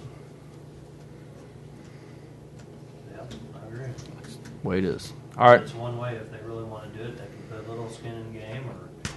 It's just like when we go to MoDOT and say, hey, will you help us out with this project? We're willing to throw in $1 million from the county. Yep. If we walk to them and say, hey, we want you to do this, they're going to say, hey, I don't have, I use an example. This street's a great example. So to do the whole project's $800,000+ ballpark. If we were to put in half and the landowners would put in half, that makes sense. I mean, I see that working as an NID. We would put in half and they'd put in half. I wouldn't have a problem with that. That makes some sense. That's putting both sides have skin in the game. And the landowners get the benefit. The county doesn't get the benefit from a paved road. A little bit, maybe, just from a convenience perspective. But the landowners get a huge benefit. It makes land much more valuable to have paved road on it. I mean, that makes a lot of sense to me. And I think, if you're going to go forward on a gravel improvement, and I would, I'm not going to be here to make the decision, but if you're going to put money in, I agree, I would put it as a matching set. And put in gravel road upgrades as a matching. Landowners that want gravel road upgrades have to do an NID. You talk about taking $2.5 million and making a real impact. Right. $2.5 million gets you 5 miles of road. $2.5 million if you do a 50-50 match, or even better if you could do a 2-to-1 match. Now you're talking about 10, 15 miles of road. That's a pretty substantial amount that you could impact. Yeah, I was just throwing it out there. I don't think it's ever been done that I know of. Nobody's ever come to us. Nobody's ever asked. They've been asked to take their road over before it was ever brought to county standards or anything. Newcastle Rock. We've done cooperative deals like chip seal type things. The Stringtown Road. Well, even Giggins Creek, that was a joint project. Yeah. When we did that one, Rocky Road was a joint. We did some of the older subdivisions, not necessarily NIDs. Well, some of them we've done NIDs on, but some of them landowners just paid out of pocket. So. Yeah, if somebody's gonna come up and do matching funds and then do borderline one, I think it moves kind of to the top of the list then. We'd have to see all the circumstances and stuff, but there's an option for y'all to look at. I think by the time the next sales tax rolls around, those are things that we'll have looked at. That's going to be part of the discussion for the future as far as gravel roads go, because Mark said that a lot of the ones we have now don't meet the traffic warrant, which is 125 cars a day. That's our biggest issue we're facing right now if we continue to do the gravel roads, is how do you justify that? And so we're going to have to look at what's a equitable, fair way to address this if we're going to continue. The NID route, the cost share, those are all on the table. So our best bet is to wait till the next sales tax roll. Well, don't wait that long, because later this year we're going to start discussing this in our Road and Bridge advisory meetings, because the vote for the next sales tax is 15, right? The end of 15, is that right or not? Or is it 16? This one runs out at 16. Yeah, so it'd be towards the end of 2016. So we're 2 years away, and so we need to be planning this stuff ahead of time. And so now's the time to get on the radar. Yeah, that's what I thought coming up. We're on the radar, right? You're on the radar. Yeah, I think you're on the radar now. That's for sure. We need anybody to serve on that committee? Can we get invited back to next time you don't have quite such a long email. Next time you gotta tell me, put me first on the agenda. Yeah, I'm beginning to think they've got something against us. Y'all are always the last one. Well, you can blame Eric for most of that because Eric's the one who always comes and says, "Hey, I need on the first available agenda." I'm the scapegoat again. Never fails. We're here next Thursday too. Well, I would say try to keep in touch with Jeff because he's probably going to be your best point of liaison on the commission side, and you should probably talk to Eric or Larry from the public works side, so that again it does stay on the radar and people are cognizant of what's going on because when the planning starts going, if you're not at the table, you're probably not going to be there to advocate, and as a result, other things will get carved up. With $25 million a cycle, there are a lot of demands on where that money goes. So, Well, Chris made a good point. I mean, we've got committees that you can serve on too to see how all that stuff works. I'll get on. We got. I don't have our list in front of us, but we have all sorts of committees. If you're looking, the Road and Bridge Committee, there you go. Traffic safety, Road and Bridge. I know Mark brought up the point of us living way out in the country, and the numbers, 99% of the people live on blacktop. But you can't forget. I mean, I know we're still out there. No, I agree. I just think from a political perspective, little p, not big P. To get the most vote, you're covering most votes by taking care of the people in town. And not even so much in town. I mean, if you look outside the city limits of Jefferson City, where the majority of our population is, it's within about 2 miles of the city limits. And from a little p politics perspective, passing a sales tax, you have to get, people want to see the money spent that benefits the community. And it's a harder sell to pave roads out that don't have a lot of traffic on them. You get a road with a lot of traffic, it's a pretty easy sell to most people. You get a road without a lot of traffic, it's a lot more difficult. It's not that it's not meritorious, it's just more difficult from a political perspective. You guys got a unique situation where you got a lot of tractor trailers on there too, so that's probably tearing up your road more than anything. So exactly. Thank you all for coming in. We really do appreciate it. Yep. All right, Eric. All righty. We'll be talking. Supplemental agreement on Business 50 West. Okay. We worked this with CMPS to do the construction phase services, and also in here is the design revisions for the Greenway Trail that we added through Parks and Recreation. The overall supplemental work is $49,930. However, we had a savings on the original design contract of $26,832.15. So the net increase in this supplemental agreement would be 23.1 or something. $23,97.85. 97 and 85 cents. So that would be the amount of the supplemental agreement that we would recommend approval for. Is Parks and Rec going to pick up any of that for? They're picking up their portion, and it's listed as $5,540, and that's agreed to in the agreement that we have with them. So really, our extra cost about $18,000. Yeah. This is just for the walkway? No, if you look on the back page of that supplemental, it includes shop drawing review, meetings, redesign items, concrete cylinders, things like that. The Greenway is a separate item down there. Business 50 changes, that's what you said the first one, on Business 50 excess road. Business 50 changes? Yeah, the business, it's a PDF, and if you go to page 3, it shows the breakdown of where we're estimating the funds would be. Like you said, it'd be shop drawings, the monthly meetings, doing all the maturity testing on our concrete, and as well as breaking cylinders. So.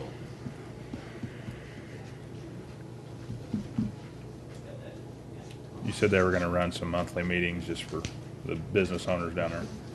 We're going to have weekly progress meetings.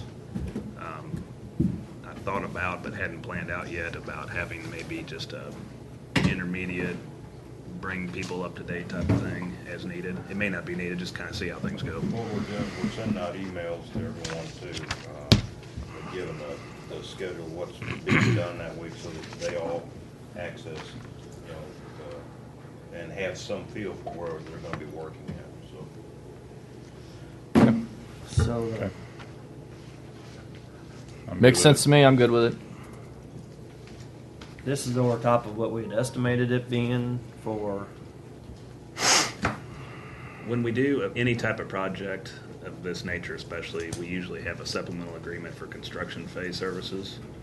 And so we were gonna do that anyway. We saved money on the original design contract, and so I wanted to show that as only a net increase of 23,000 instead of the 49, which is actually, but I wanted to show what the 49 was. That's how much construction phase services we're gonna have. And it's all estimated, things have been coming in a little under, and so we'd expect that we definitely wouldn't go over and hopefully come in under.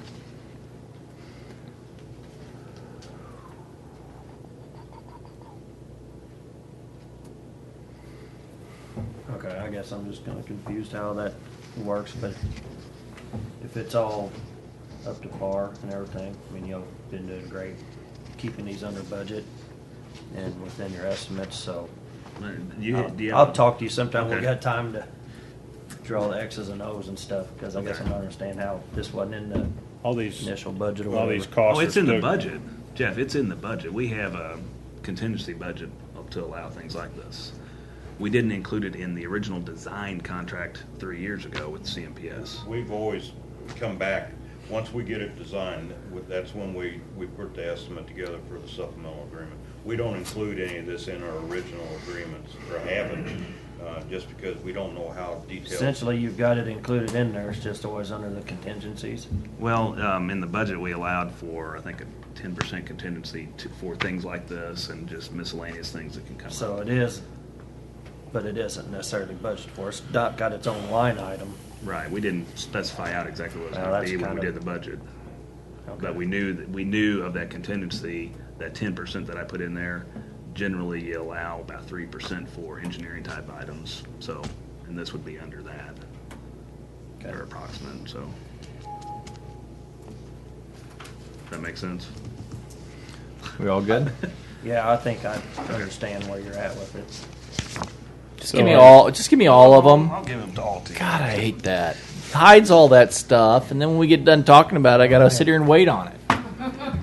3 seconds. You're just the boy who gets picked on today, aren't you? I'm the Oh, boy we that still gets got- picked on all the time. What do you mean today? All right, you got any questions, Chef? No. Chris? I entertain a motion to approve the supplemental agreement with CMPS. So moved. Second. Motion second. Call roll, please. Chris? Yes. Jeff? Yes. And Mark? Yes, by roll call vote, that agreement's approved. Next is change order 1, or is it the right of way? This is change order number 1, I think, is next on the list. Is that right? For the Greenway. Yeah. Chain order 1. Yep, sorry. This might even be more confusing than the first one. I'll try to explain it the best I can. The main part of this is the Greenway Trail ad through Parks and Recreation. What are you smiling about? I was being shot. I found a laser. I'll put it away.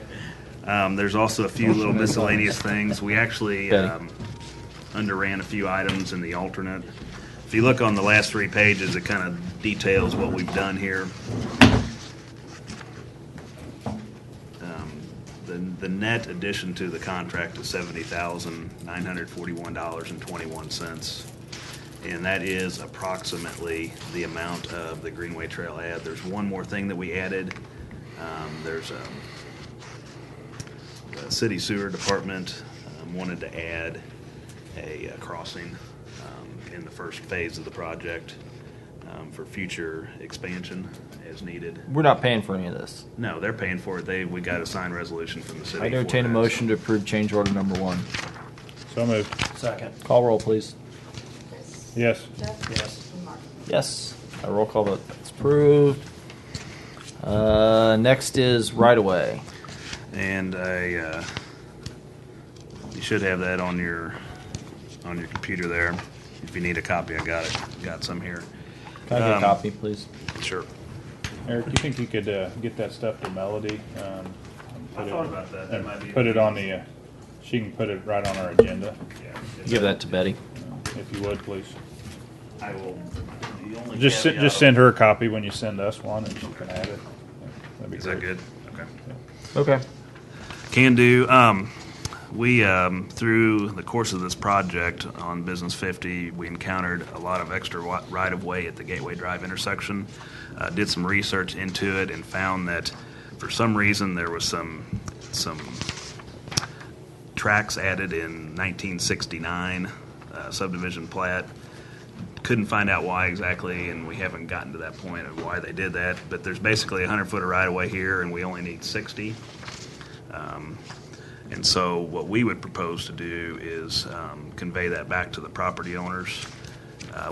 Before we get into it, it's going to take a little research on our part to set things up right. I didn't want to get too far into it until I got your all's approval to do it. The extra, and if you look on the aerial, you can kind of see they're kind of using some of the two lots there. They're kind of using on some of the right of way anyway for storage. It's the old Sterling Excavation building. There's kind of the office that fronts Gateway Drive.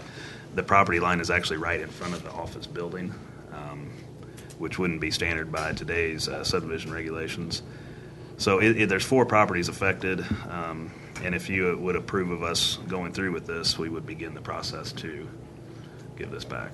And I'd be curious why we had it in the first place. I'm afraid to give it up and then have to need it later on. Well, I mean, I'm gonna tell you right now, just looking at it, part of it we can't give up. We got a road on it. No, This is all getting changed. That It's- yeah. island, that's going away.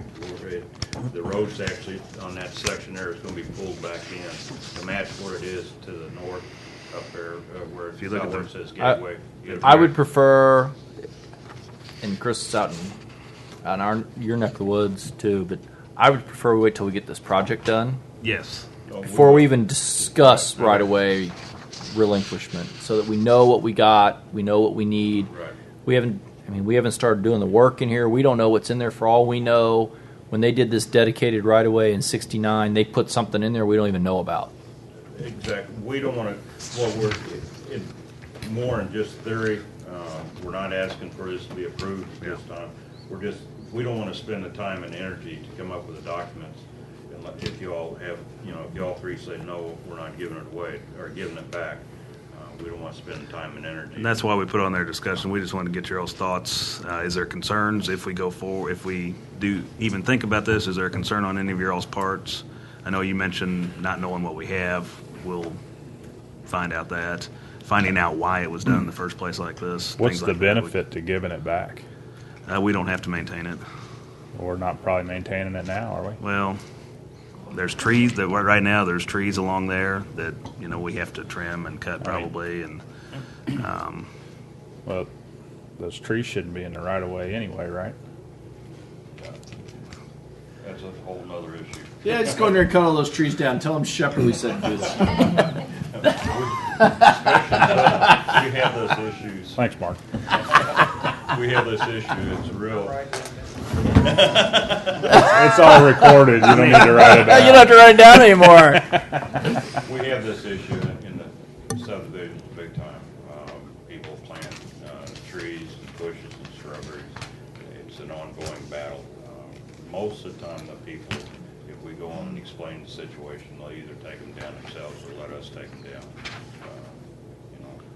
We try and be a good neighbor on most of it, but if it's not causing any site distance problems, we don't usually raise an issue. Well, all we do now in the subdivision, we'll trim them back to the edge of the curb and gutter. I mean, I think people are going to do a pretty responsible job, and they understand that if we have to go in and do something, they're going to lose their plantings.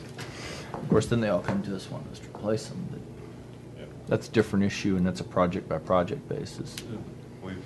If you go down, what is it, Route BB now? MoDOT's gone down through there, and from their right-of-way line straight up, they've gone in and cut all the trees. Straight up. MoDOT or MoDOT. electric company or No, No, MoDOT. that's MoDOT. They're actually clearing their right of way all the way back to the edge of it.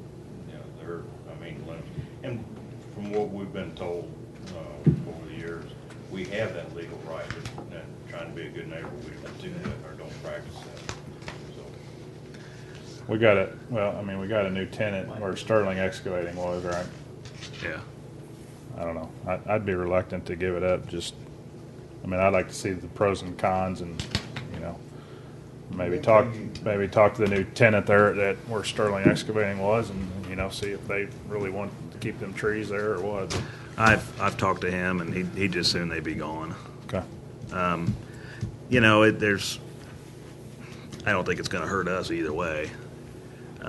Just for consistency's sake, and if we don't need it, why have extra that we got to take care of? Legally, I guess. Mm-hmm. I'd say put it on a future agenda and we'll come back and That's talk about fine. it. Let's get the I think let's get the construction on 50 going out there. In the process of doing that, we're going to tear a lot of this area up. We're going to find out what's there, what's not. May make it an easier discussion at that point. It's a lot of unknown right now, and Well, what we've got to do, if we do give it back, we have to make sure there's not any utilities in it. right. There is, and we'd have to have an easement on there for that. I mean, it's not a big deal if y'all would be okay with it. I'd say pass it off for the time being, and we'll come back and take it That's up. fine. Okay. 5-6 really months. want to When get you're not rid here. of it? No, but when we're well into the construction, we know what we're dealing with. Well, and if y'all get done, you say, look, it's just pain in the butt. Let's get rid of it. Then bring it up here, and then we can decide. On the other hand, to paraphrase Jeff, once you get rid of the right of way, you ain't never getting it back. I was gonna say, be careful paraphrasing. I mean, that could get you in trouble. I didn't that time. Because if you're trying to pick the low fruit from the tree, that's the wrong reason to cross the road. They're probably sour grapes anyway. All right. Especially if there's a cat lady in the glass house. Oh, yeah. Hey, did I mention I got a laser? Hey, It's not working. when he's gone, remove that. We have to keep the dangerous toys away from him. All right, next item on the agenda, courtroom renovations. John? Okay. You got something else, sir? Just a sign. Can I leave it with you?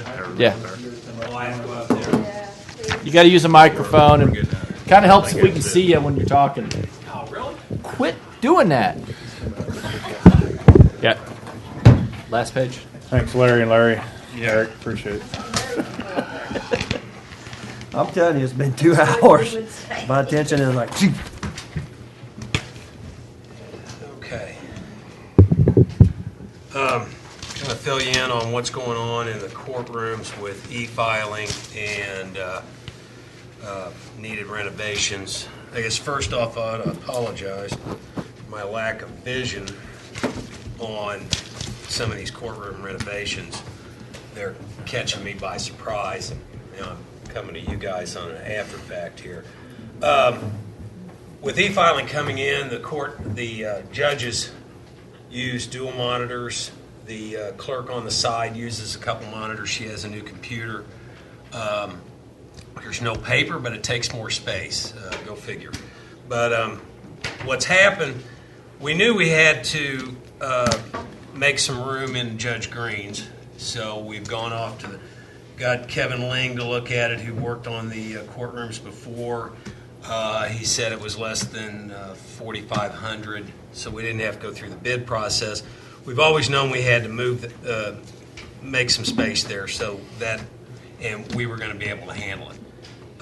However, when OSCA came in and started going over things with us with e-filing, next thing we know, we don't have enough room in Sodergren's courtroom, and we don't have enough room in Judge Joyce's courtroom. So when we get to looking at that and we get somebody to come up with some preliminary numbers, it's way past the $4,500, so we're going to have to bid it. That's when I got Jennifer Pringer's help, and we ended up, of course, putting it out for bid, which made it a county project. And so now we're looking at having to fund some larger renovations than Judge Green's. With Sodergren's, we're going to have to, lengthwise he's fine, but he hasn't got enough space for monitors and computer on the on his bench, so we had to pull him out a foot all the way across. With Judge Joyce's, we didn't have enough room with a clerk, so we're looking at expanding off of her corner. Not real sure exactly how much that's going to run. Originally on Sodergrens, it was going to be about $11,000. I don't think Judge Joyce is going to be quite that. So we're going to do one bid. It's already out. Well, yeah, we put it out. When's it due? We Okay. put them together. We That's a put county Sodergren expense? And how's that going to be paid for? That's the question. How much law library fund have in it? Law Library Fund, we've got $129,000. Perfect. Sold. That's right. Cover. I'm not finished. $129,000. Now, Oscar. Now we've got. I don't know if Dale's ever mentioned anything with you all with XP non-support. Yeah, I know you get all computers. Well, Oscar's going to give us. Eventually, going to replace all state computers. We have 25 state computers down in juvenile. Which we're going to have to pay for. We know that too. Okay, so, well, try Peter to pay Paul or however. We're going to get some. And we computers. anticipate we're going to be paying for the juvenile computers. Okay, so they're going to. All right. So. Law library fund. Pay for the courtroom improvements.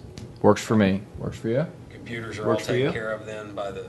And we're Juvenile computers. Juvenile well, we got 25 computers. computers. So we're looking Juvenile at computers. It's 22 or 23. Yeah.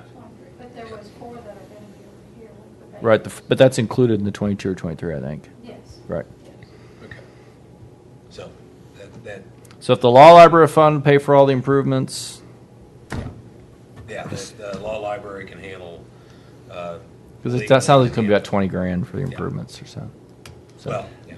I just wanted John to come over here and just make sure that, since we're bidding it and Right. it's our building, that we were aware that what was going on. And I assume that, do we need an agreement with the law library that they'll be reimbursing us? Or how will that work? I think what we do is when we enter in the contract, the day we put the contract up to award it and sign it, bring a check. Okay.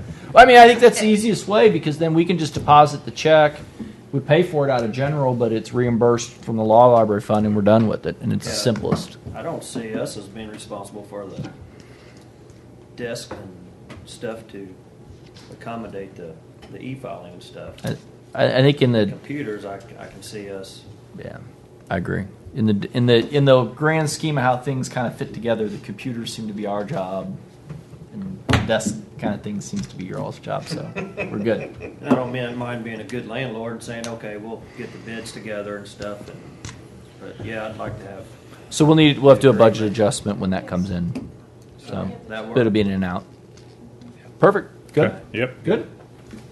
Thanks, John. We would like you guys to be here next Thursday. Yeah. What all do you want? I mean, I think we need to have part of the substantive part of the discussion is a new courtroom, and we need to have an open discussion about that. Questions about jail. Jail. This room has been raised as an option, and then a full-sized courtroom. Right. I think the issue focuses around a lot of full-sized courtroom, and by full-sized, it's not the right term of art. We're all talking about Division I courtroom. Division I, with chambers off the side. Chambers, sort of thing. full-size jury box, ability to handle major trials. I didn't want to stir that pot with the TV and stuff, but you hit that on the head. I mean, I was sitting here thinking you guys wanted to save a jail, but we're going to gut it and renovate it. It's not a jail anymore. I agree. I agree. I would like to know. I mean, if you go all the way down the street and for whatever reason they're going to change the state capitol and you turn that into Mall of America 2, it's not the state capitol anymore, even though the exterior of it still looks like the state capitol. But I would like to know, just on average, if those courtrooms are not being used at all throughout the week? Because I've been over there There's a times. couple hours during the week they're not getting used. But I- if they're not, I've been over there at times when several of them are empty for. pretty quiet. So Sodergrange doesn't get used in the afternoon on a couple, but Okay. we've got Judge Shomar coming in on 2 Thursdays that fill in on him. Okay. And we're starting to, well, of course, we don't have jury trials this week and probably next, but Okay. Well, and correct me if I'm wrong, a lot of the issue is multiple jury trials, yeah. and that's what you can't really. My problem is I only got one jury. Well, and that's why we're moving Maryland. That's a different issue. So, okay, thank you very much, John. Appreciate it. First reading budget adjustment number 1. This is for $2,130. It's for a juvenile grant that Kuti talked about. 10 days, take it back up. First reading budget adjustment 2. And it's $2,000 for a budget for the Kuti. 10 days, pick it up. First reading budget adjustment 3. John. This is John, hold on a second. Go ahead. Just hold on. $11,577 for public works. It's again surplus property that was sold that they do now want to use for capital that we did not budget for. 10 days, we'll take it back up then. But I do want to address this while the sheriff's here. I think surplus property needs to be budgeted as a revenue item, not for us to turn around when we sell something and put it back in the budget. That makes sense. Because it's very hard to keep track of, and I told Broken Bridge this was there all the time. Just make sure you put it out to all of us at the same time, that, when we look at that for the future. No problem. I think that makes sense. I know we have closed session coming up. Other items to come before the commission before we go in closed session. I have one real quick.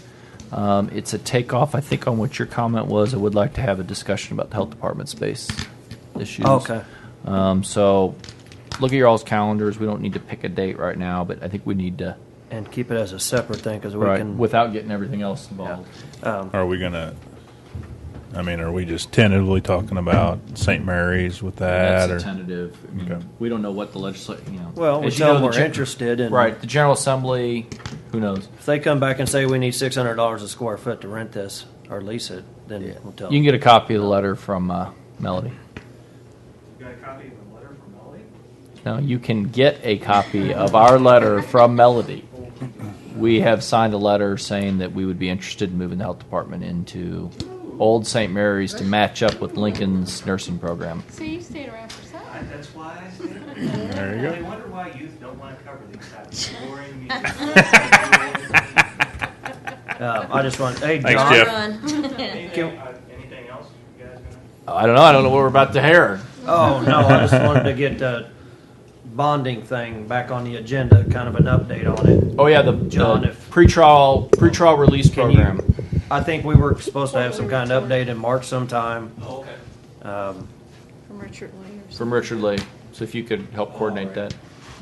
Thank you. Yeah, I was just going to mention that to you. I did email Donnie. He said, "Oh, I don't know when it's going to be on there," and Mr. Higgins would like to be here for it. So, just in all fairness, let him come up here. It's You want to do that on 13th?